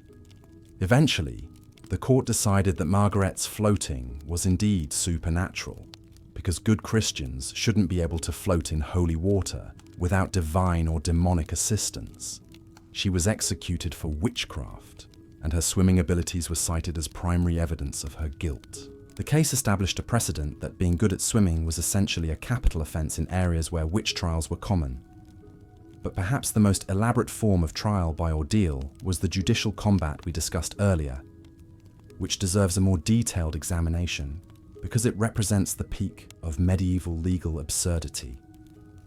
Trial by combat was based on the principle that God would give strength and skill to the righteous, allowing them to defeat their opponents in battle and prove their innocence through superior swordplay. This system created some truly ridiculous scenarios where legal disputes were settled by armed combat between people who had no business holding sharp objects. Contract disputes, property disagreements, and accusations of minor crimes would escalate into potentially lethal sword fights, with the winner being declared legally correct, regardless of the actual facts of the case. The procedures for judicial combat were incredibly elaborate, with rules governing everything from the types of weapons that could be used to the time of day when fights could take place. Courts would appoint officials to oversee the combat, ensure fair play, and interpret the results. There were regulations about what constituted a victory, how long fights could last, and what happened if both combatants were injured or killed. The most absurd aspect of trial by combat was how it dealt with obviously unequal matchups. If a frail elderly woman was accused of a crime by a young, strong man, the court couldn't simply declare the combat unfair and use a different legal procedure. Instead, they would try to level the playing field through various handicapping systems. In some cases, the stronger combatant would be required to fight from inside a pit, giving their opponent a height advantage. In others, they might be limited to using inferior weapons or have one arm tied behind their back. These adjustments were supposed to ensure that God's judgment could work fairly, regardless of the physical capabilities of the human combatants. But the most creative solution to unequal combat was the use of champions, professional fighters who could be hired to fight on behalf of people who were unable to defend themselves. This led to the rise of a whole industry of legal mercenaries, skilled warriors who made their living settling other people's disputes through violence. These professional champions developed their own code of conduct and ethical standards, which is probably the most medieval thing imaginable. They couldn't fight for someone they knew to be guilty, at least in theory, because that would interfere with divine justice. They had to undergo religious purification rituals before combat to ensure that they were spiritually prepared to serve as instruments of God's will. And they were expected to fight with honor and skill, because sloppy swordplay was apparently an insult to the Almighty. The most famous legal champion in medieval Europe was a French knight named Enguerrand de Coucy, who fought dozens of judicial combats over the course of his career and developed a reputation for never losing a case. Enguerrand was known for his elaborate pre-combat rituals, which included fasting, prayer, confession, and ceremonial blessing of his weapons by multiple priests. But Enguerrand's most famous case almost ended his career when he discovered, just before a scheduled combat, that his client had been lying about his innocence. According to medieval law, Enguerrand couldn't fight for someone he knew to be guilty, but he also couldn't back out of the combat without destroying his professional reputation and possibly facing charges of cowardice. Enguerrand's solution was to fight the combat while secretly hoping he would lose, figuring that God would ensure the guilty party was defeated regardless of his own fighting skills. He deliberately fought with less than his usual intensity, made strategic errors that gave his opponent advantages, and generally tried to throw the fight without making it obvious that he was doing so. The strategy worked, sort of. Enguerrand lost the combat, his guilty client was executed, and divine justice was served. But the incident raised troubling questions about whether professional champions could manipulate the outcomes of divine justice through their own strategic choices.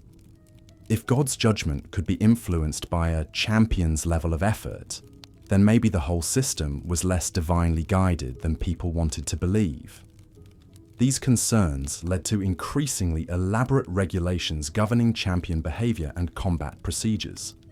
Courts began requiring champions to swear elaborate oaths about their intentions and their client's innocence. Priests would examine champions before combat to ensure they were spiritually prepared for their role as divine instruments. Some jurisdictions even required champions to undergo trial by ordeal themselves before being allowed to fight for others.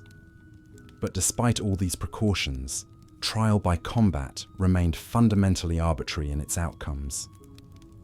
Good fighters could win cases for guilty clients, while poor fighters could lose cases for innocent ones. The system rewarded physical skill and tactical thinking, rather than moral righteousness or factual accuracy. This arbitrariness became increasingly obvious as medieval society became more sophisticated and educated. By the 13th century, legal scholars were beginning to question whether God really needed to work through sword fights to reveal truth and deliver justice. The rise of universities, the rediscovery of Roman law, and the growth of professional legal education all contributed to a gradual shift toward more rational approaches to determining guilt and innocence. But the transition away from divine justice wasn't smooth or uniform across medieval Europe. Different regions abandoned trial by ordeal at different times and for different reasons. Some areas maintained these practices well into the early modern period, while others had moved toward evidence-based legal procedures by the 12th century. The Catholic Church played a crucial role in this transition when the Fourth Lateran Council in 1215 prohibited priests from participating in trial by ordeal. Without clerical oversight and blessing, the ordeals lost much of their theological legitimacy and gradually fell out of use in most Christian territories. But even as trial by ordeal was being abandoned, its influence on medieval legal thinking persisted in other forms. The idea that divine intervention could reveal truth in legal proceedings evolved into practices like compurgation, where the accused could prove their innocence by getting a certain number of people to swear oaths, vouching for their character. Compurgation was theoretically more rational than trial by ordeal, since it relied on human testimony rather than divine manipulation of physical phenomena. But in practice, it was almost as arbitrary, since your ability to prove innocence depended entirely on your social connections and personal popularity rather than the actual facts of your case. The system also created a thriving market in professional oath swearers, people who would vouch for anyone's character in exchange for payment. These professional compurgators developed elaborate techniques for swearing convincing oaths without technically committing perjury, usually by inserting subtle qualifications or mental reservations into their testimony. The most successful compurgator in medieval England was a man named Geoffrey the Swearer, who made a career out of vouching for other people's character in legal proceedings. Geoffrey had developed a reputation for honesty and reliability that made his oaths particularly valuable in court, and he could command high fees from clients who needed character witnesses. But Geoffrey's career came to an abrupt end when he was caught swearing contradictory oaths for different clients in the same legal case. He had vouched for both the plaintiff and the defendant in a property dispute, apparently forgetting that he had already committed to supporting one side when the other side offered him a better payment. The scandal destroyed Geoffrey's reputation and led to new regulations requiring compurgators to swear that they weren't being paid for their testimony. But these regulations were largely ineffective, since there were numerous ways to compensate oath swearers without technically paying them for their courtroom appearance. The compurgation system also suffered from the same social biases that had plagued trial by ordeal. Wealthy, popular, well-connected individuals could easily find people willing to swear for their character, while poor, unpopular, or socially isolated people struggled to meet the required number of oath swearers. This created a justice system that was heavily skewed toward the upper classes and socially prominent families. If you were a nobleman with extensive family connections and a large household staff, you could probably get away with almost anything by finding enough people to swear for your character. If you were a peasant with few friends and no social standing, you might be convicted of crimes you didn't commit simply because nobody was willing to risk their reputation by vouching for you. These class-based inequities in medieval justice were occasionally recognized and addressed through special legal procedures designed to protect the rights of poor and marginalized defendants. Some jurisdictions allowed accused individuals to challenge the character of their accusers' oath swearers, creating complex legal battles over the reliability and motivations of various witnesses. But these procedural safeguards were limited in their effectiveness and often created new opportunities for manipulation and abuse. Wealthy defendants could hire skilled lawyers to challenge the character of witnesses against them, while poor defendants lacked the resources to mount effective challenges to their accusers' evidence. The result was a legal system that was simultaneously more sophisticated and more arbitrary than the divine justice procedures it had replaced.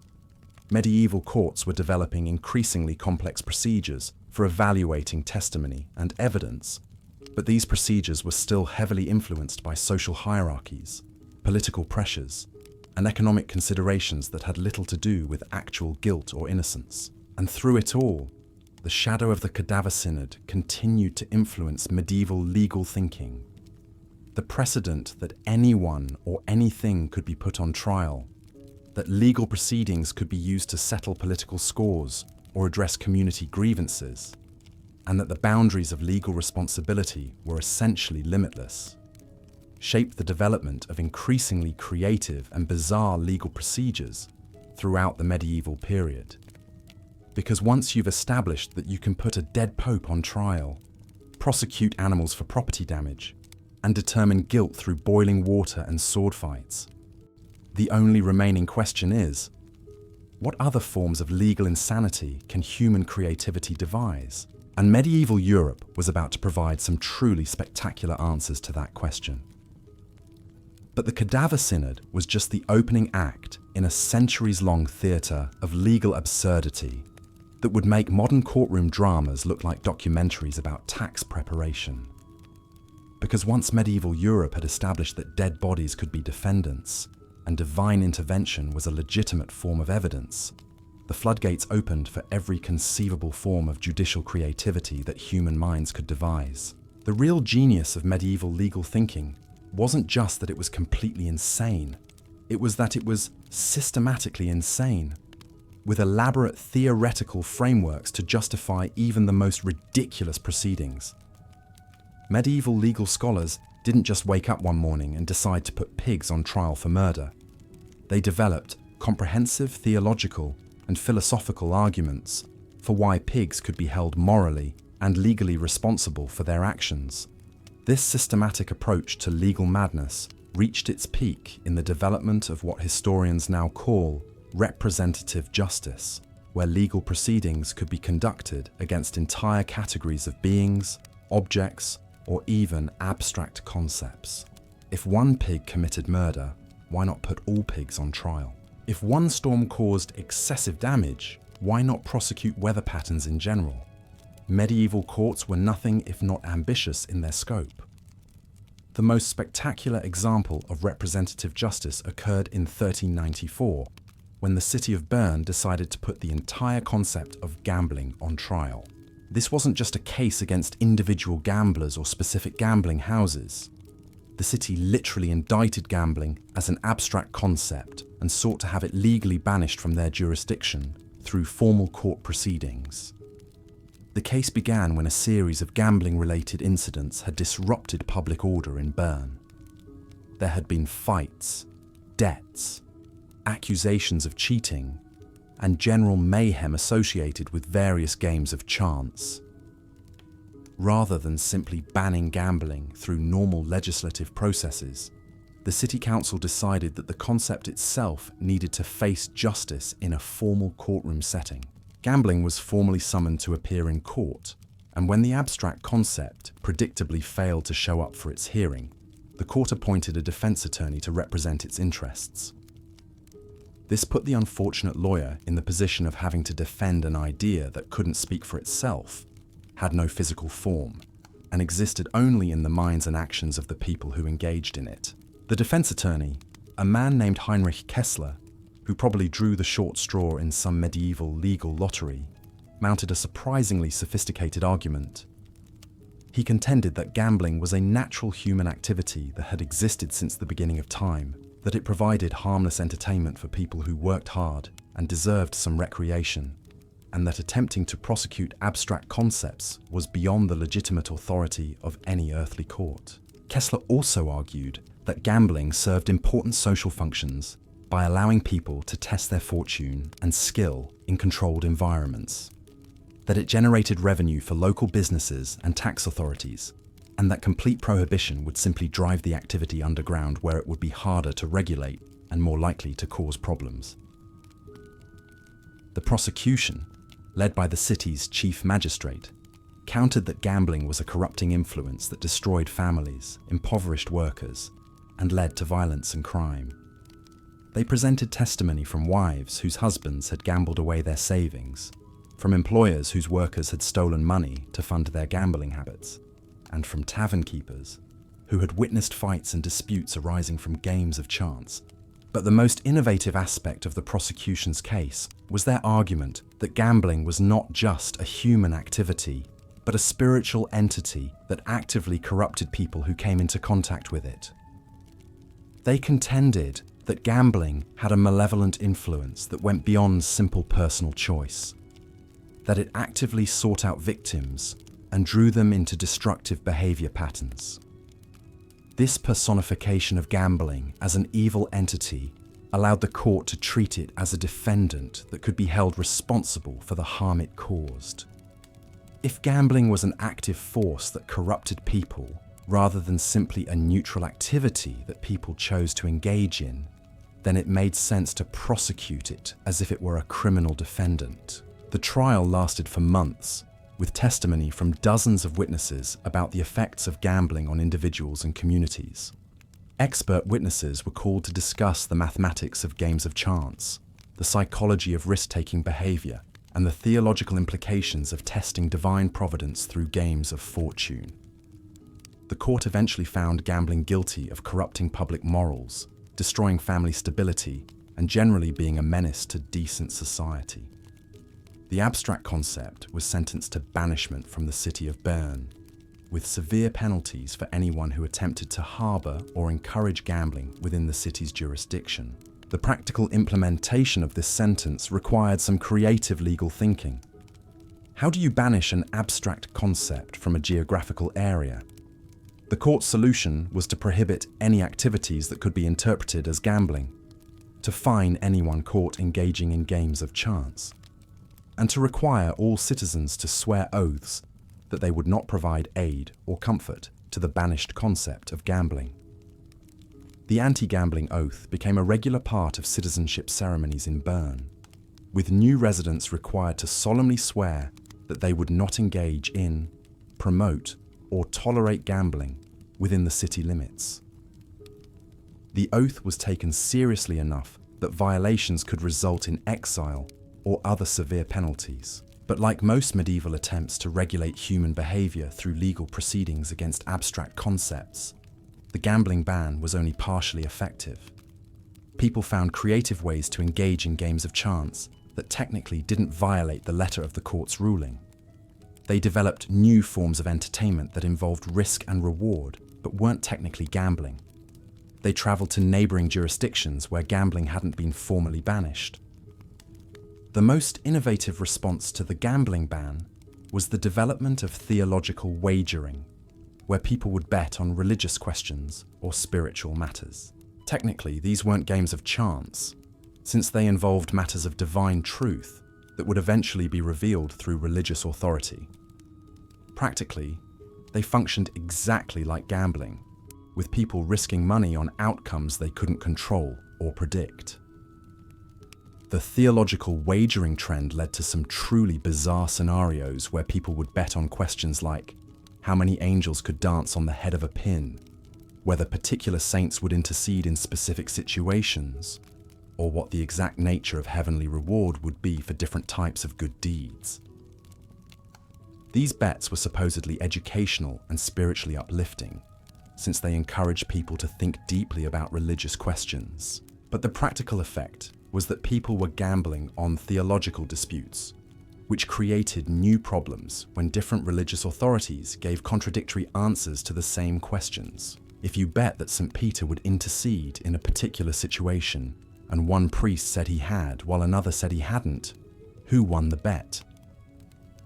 These theological gambling disputes led to the development of elaborate ecclesiastical procedures for determining the correct answers to religious questions that had been subject to wagering. Special church courts were established to resolve betting disputes, with panels of theologians serving as expert witnesses on matters of divine truth. The irony was that in trying to ban gambling, the city of Bern had essentially created a new form of gambling that was even more complex and potentially disruptive than the original activity they had prosecuted. But medieval legal systems were remarkably resistant to learning from their own unintended consequences, and the theological wagering phenomenon spread to other cities that had implemented similar gambling bans.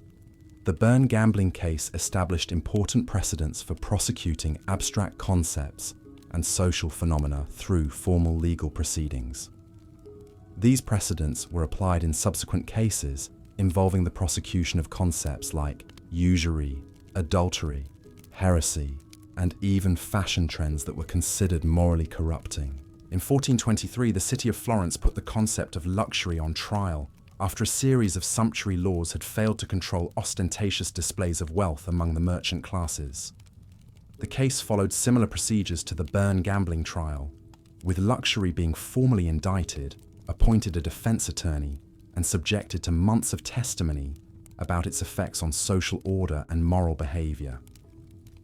The defense of luxury was mounted by one of Florence's most prominent lawyers, who argued that displays of wealth were actually beneficial to society because they encouraged trade, supported artisans and craftsmen, and demonstrated the prosperity that came from hard work and business success.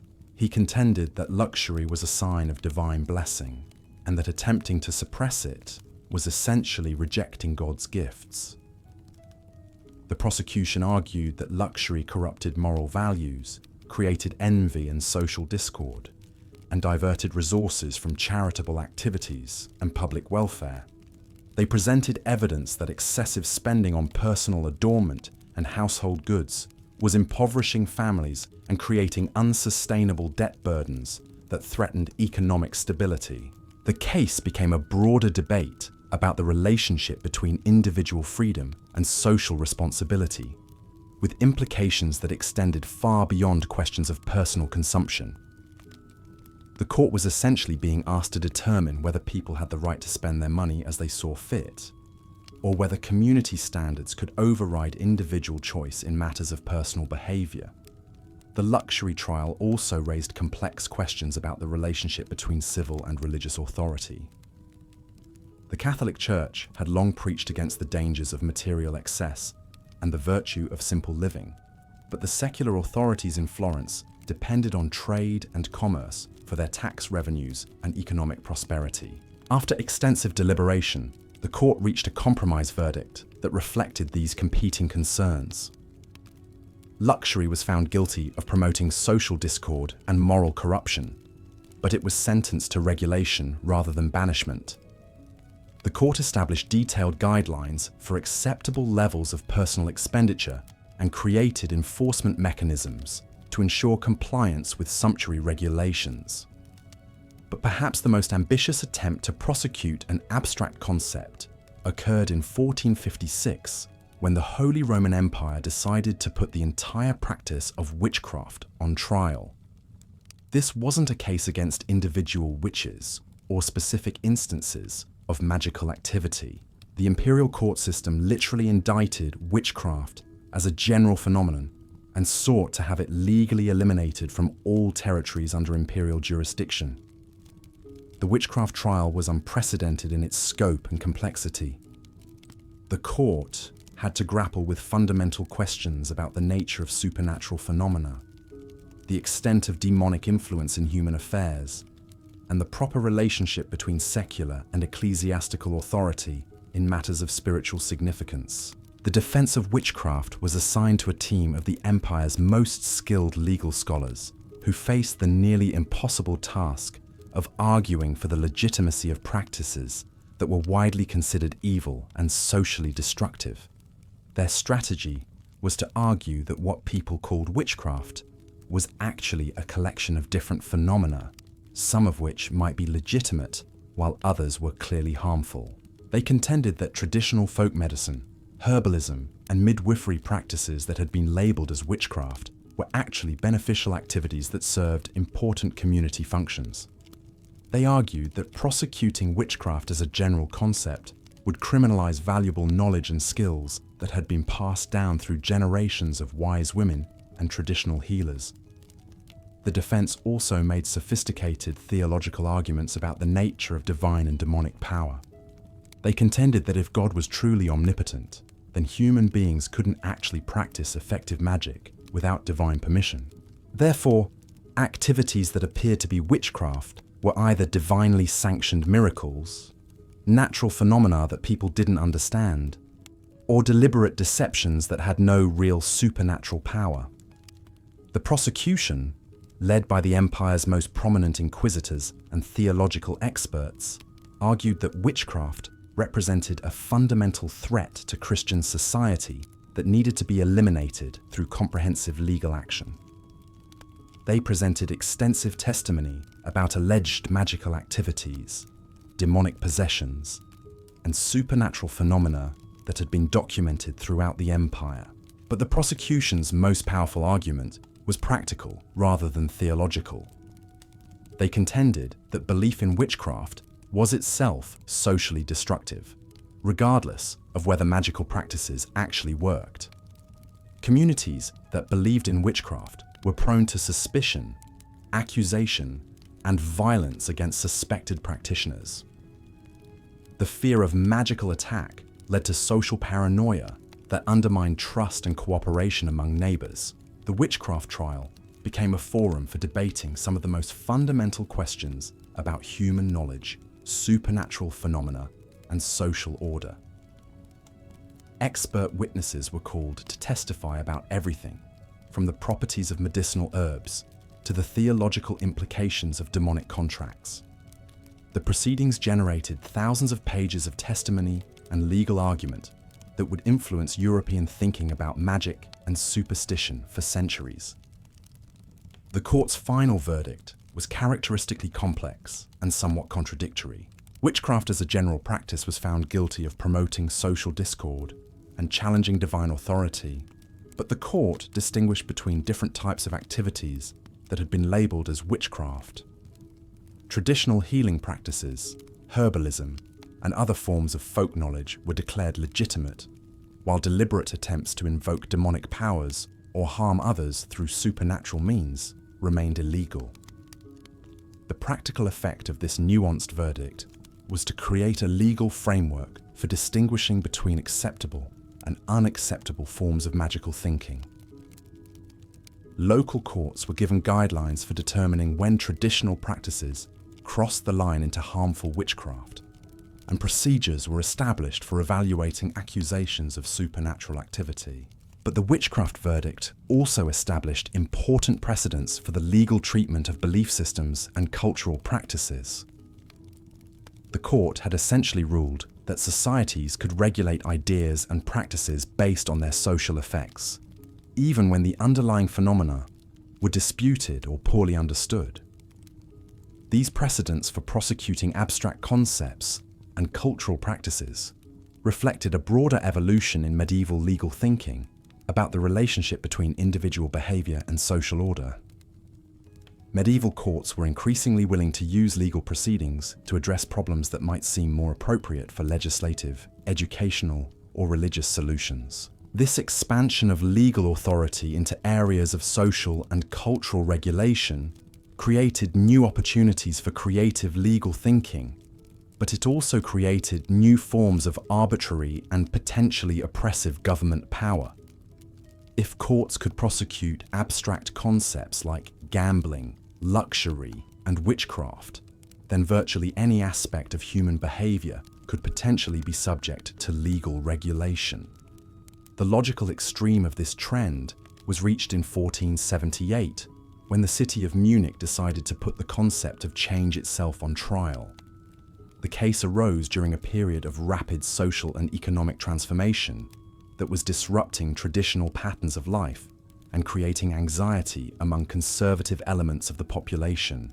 The prosecution of change as an abstract concept was based on the argument that rapid transformation of social institutions was inherently destabilizing and harmful to community welfare. The plaintiffs contended that change created uncertainty, undermined traditional authority, and led to social conflict and moral confusion. The defense of change was mounted by a coalition of merchants, craftsmen, and other groups who benefited from economic and social innovation. They argued that change was a natural and necessary part of human progress, that it allowed societies to adapt to new circumstances and improve their material conditions, and that attempting to legally prohibit change was both impossible and counterproductive. The change trial became a forum for debating fundamental questions about tradition versus innovation, stability versus progress, and the proper role of legal institutions in regulating social transformation. The proceedings attracted attention from across Europe, as other communities grappled with similar tensions between traditional ways of life and emerging social and economic patterns. The court's eventual verdict was that change as a general phenomenon was neither inherently good nor inherently bad, but that specific changes could be evaluated based on their effects on community welfare and social order. This nuanced ruling established a framework for legal evaluation of social innovations while avoiding the impossible task of prohibiting change entirely. But perhaps the most philosophically sophisticated of these abstract concept trials occurred in 1501, when the University of Paris decided to put the concept of doubt on trial for undermining religious faith and social authority. The case arose during a period of intellectual ferment, when scholarly questioning of traditional authorities was creating tension between academic freedom and religious orthodoxy. The prosecution of doubt was based on the argument that excessive questioning of established truths was socially destructive and spiritually dangerous. The plaintiffs contended that doubt undermined the foundation of social order by encouraging people to question legitimate authority and reject established wisdom. The defense of doubt was mounted by university scholars who argued that questioning and critical thinking were essential for the advancement of knowledge and the correction of errors. They contended that doubt was a necessary tool for distinguishing between true and false beliefs, and that prohibiting doubt would prevent intellectual progress and perpetuate ignorance. The doubt trial became a landmark case in the development of academic freedom and intellectual liberty. The proceedings generated extensive debate about the relationship between faith and reason, the limits of legitimate questioning, and the proper role of educational institutions in promoting critical thinking. The court's final verdict established important precedents for protecting scholarly inquiry while maintaining respect for religious and social authority. Doubt was found to be legitimate when applied to appropriate subjects through proper methods, but illegitimate when used to undermine fundamental truths or social stability without adequate justification. These trials of abstract concepts represented the peak of medieval legal creativity and the logical extension of precedents established by cases like the Cadaver Synod. Medieval legal systems had evolved to the point where virtually anything could be subjected to formal legal proceedings, from dead popes to abstract ideas. But this expansion of legal authority also revealed the fundamental limitations of using judicial procedures to address complex social and cultural problems. Many of the issues that medieval courts tried to resolve through legal proceedings were more appropriately addressed through political, educational, or cultural means. The attempt to use legal systems to regulate abstract concepts like gambling, luxury, witchcraft, change, and doubt often produced results that were either ineffective or counterproductive. Legal prohibitions couldn't eliminate human behaviors or ideas that served important social functions or reflected fundamental aspects of human nature. Moreover, these abstract concept trials often became forums for broader social and political conflicts that couldn't be resolved through judicial means. The prosecution of luxury in Florence was really a debate about economic inequality and social justice. The witchcraft trial in the Holy Roman Empire was really a conflict over religious authority and cultural transformation. The doubt trial in Paris was really a struggle over intellectual freedom and academic authority. But despite their limitations and occasional absurdities, these medieval experiments in legal creativity established important precedents for using judicial institutions to address complex social problems. Modern courts regularly grapple with questions about the legal treatment of abstract concepts, cultural practices, and social phenomena that would have been familiar to medieval legal scholars. Contemporary legal systems routinely address questions about the regulation of ideas, the legal status of cultural practices, and the proper relationship between individual freedom and social order. While modern courts don't literally put abstract concepts on trial, they regularly make legal determinations about the boundaries of acceptable thought, speech, and behavior that reflect many of the same underlying issues that medieval courts tried to address through their bizarre proceedings. The real legacy of medieval legal creativity wasn't the specific procedures they developed or the particular cases they decided. It was their willingness to experiment with different approaches to justice and their recognition that legal systems needed to be flexible enough to address whatever problems societies might face.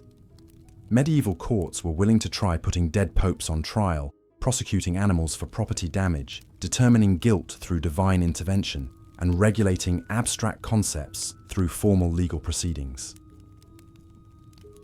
Most of these experiments were failures in practical terms, but they demonstrated a commitment to using legal institutions to maintain social order and address community grievances that remains relevant today.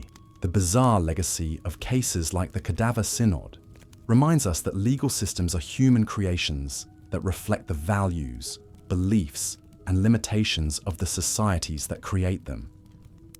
Medieval legal procedures seem absurd to us now, but they made sense to people who lived in a world where divine intervention was considered a normal part of daily life, and where the boundaries between the natural and supernatural were much less clear than they seem today.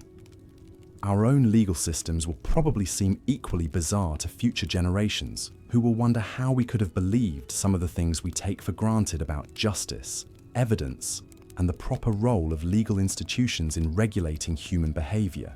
The real lesson of medieval legal history isn't that our ancestors were particularly foolish or superstitious, but that all human attempts to create just and effective legal systems are works in progress that reflect the ongoing struggle to balance individual rights with social order, traditional wisdom with innovation, and practical necessity with moral idealism. And somewhere in the depths of legal history, the ghost of Pope Formosus continues to remind us that the pursuit of justice can take the most unexpected forms, and that even the most bizarre legal proceedings can reveal important truths about the societies that create them. The Cadaver Synod may have been the product of 9th century papal politics and medieval superstition, but it established precedents for legal creativity that continue to influence how we think about justice, responsibility, and the proper limits of legal authority.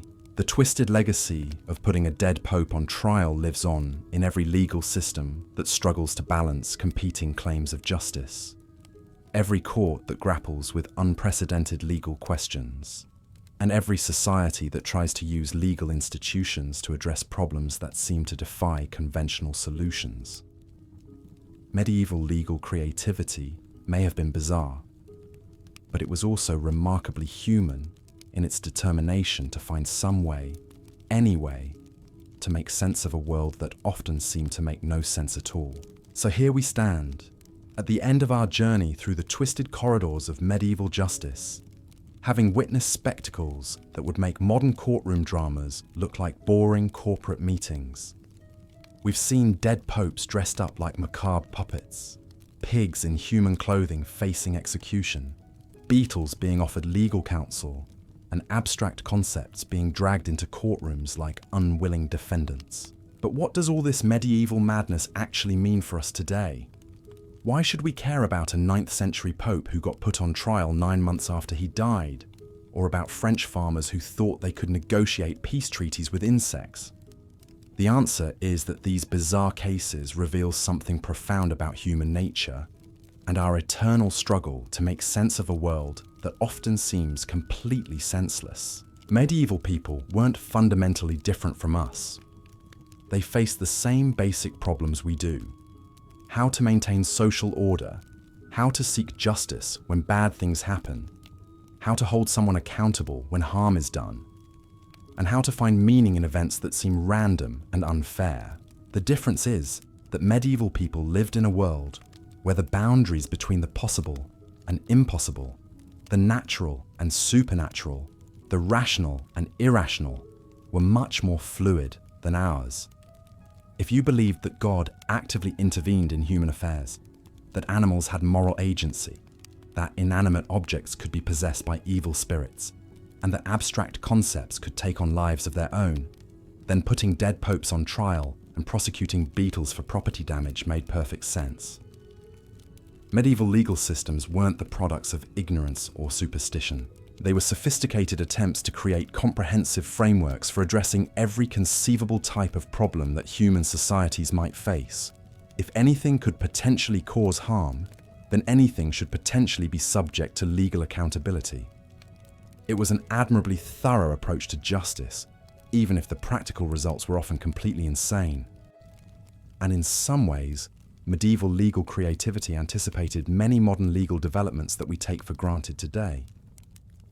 Environmental law, animal rights legislation, product liability standards, and even some aspects of corporate responsibility can all trace their conceptual roots back to medieval attempts to hold non-human entities legally accountable for their actions. When a modern court orders a corporation to pay damages for environmental pollution, the underlying legal logic isn't that different from a medieval court ordering beetles to relocate to designated areas away from human crops.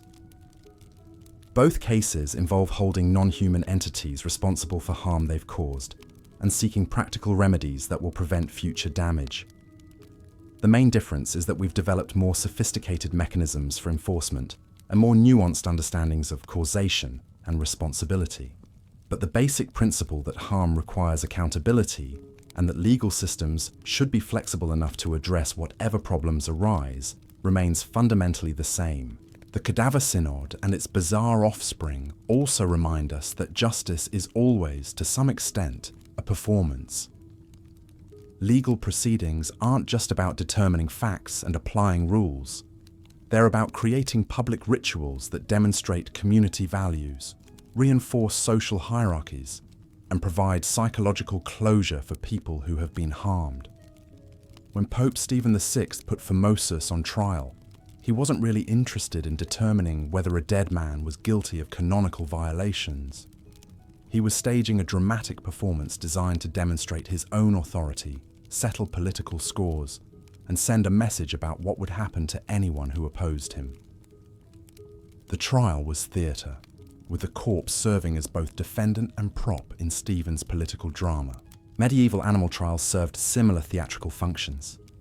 When communities put pigs on trial for murder, or prosecuted storms for property damage, they were creating public rituals that allowed people to feel that justice was being served and that someone, anyone, was being held accountable for their suffering. The fact that the defendants couldn't understand the charges or respond to the verdicts was less important than the psychological relief that came from seeing formal legal procedures applied to their problems. Modern legal systems still serve many of these same theatrical functions, though we're usually less willing to admit it. High-profile criminal trials, corporate liability cases, and constitutional challenges all involve elements of public performance that go far beyond simple fact-finding and rule application. We may not dress up corpses and put them on trial anymore, but we still use legal proceedings to work through collective traumas, demonstrate social values, and create narratives that help us make sense of complex events. The medieval willingness to experiment with different approaches to justice also offers some valuable lessons for contemporary legal reform. Medieval courts were remarkably creative in developing new procedures to address novel problems, even when those procedures seem completely ridiculous in retrospect. Modern legal systems, by contrast, are often remarkably conservative and resistant to innovation. We tend to assume that current legal procedures represent the pinnacle of human wisdom about justice, and we're reluctant to experiment with alternative approaches that might seem unconventional or risky.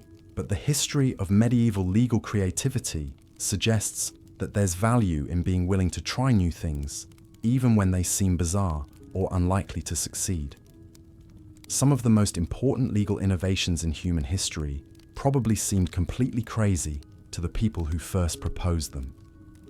The idea that accused criminals should have the right to legal representation, that evidence should be evaluated according to consistent standards, or that punishment should be proportional to the severity of crimes, were all radical innovations that challenged traditional approaches to justice. Medieval legal experiments failed more often than they succeeded, but their willingness to try new approaches led to genuine innovations that improved the fairness and effectiveness of legal systems over time.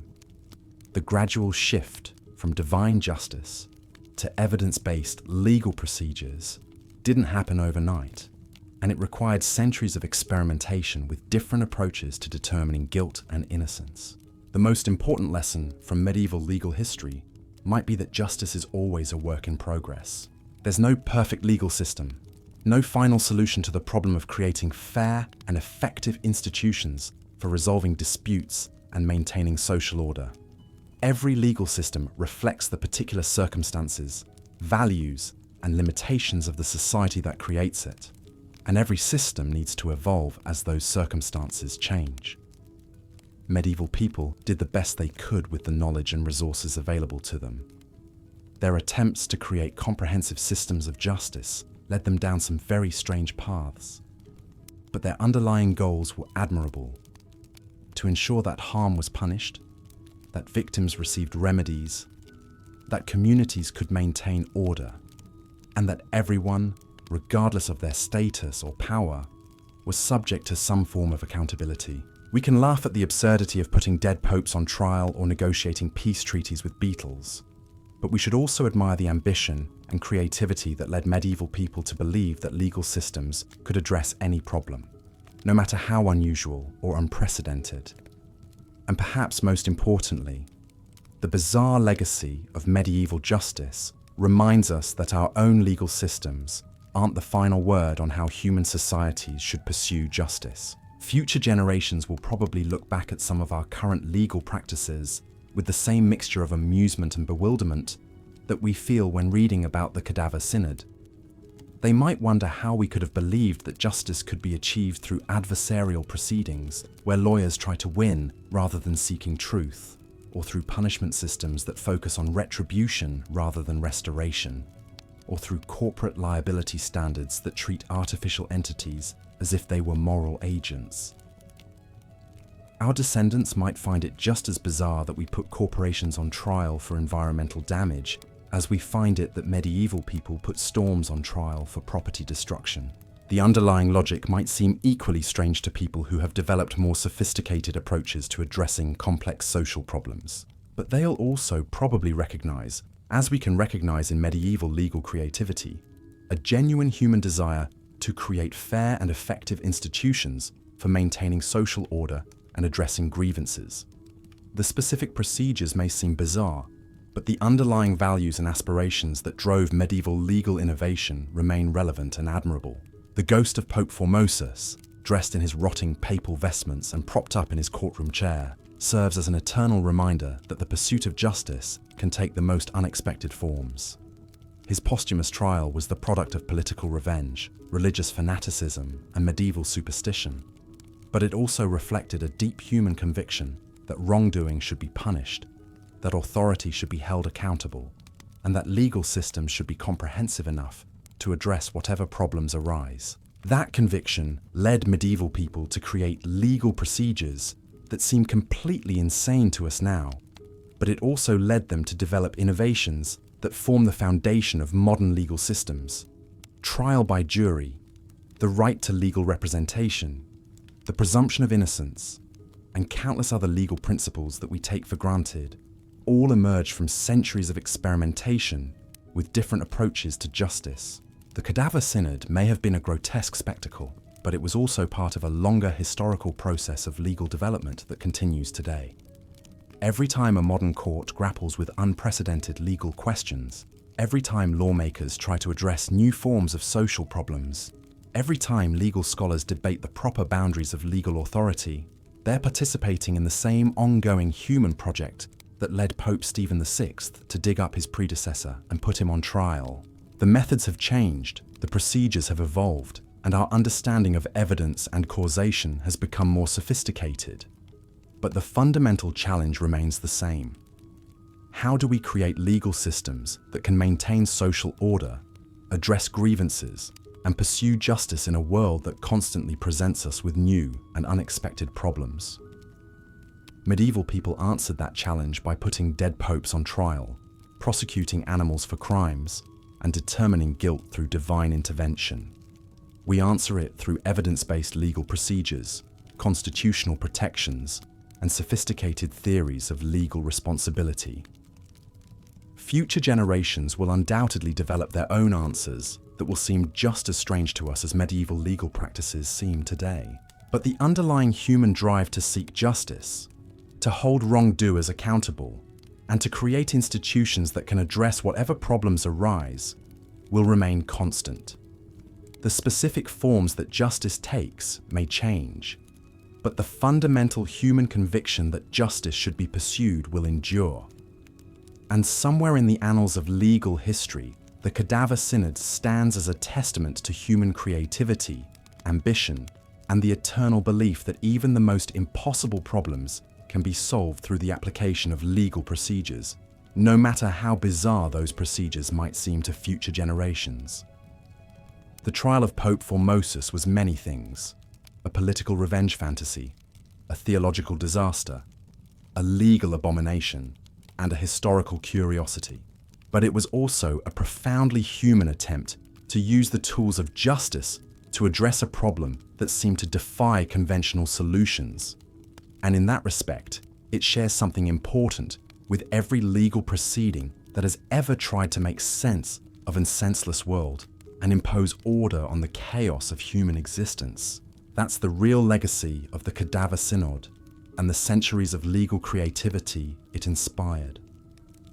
Not the specific procedures or the particular outcomes, but the underlying conviction that justice is always worth pursuing, even when the pursuit leads us down the strangest possible paths.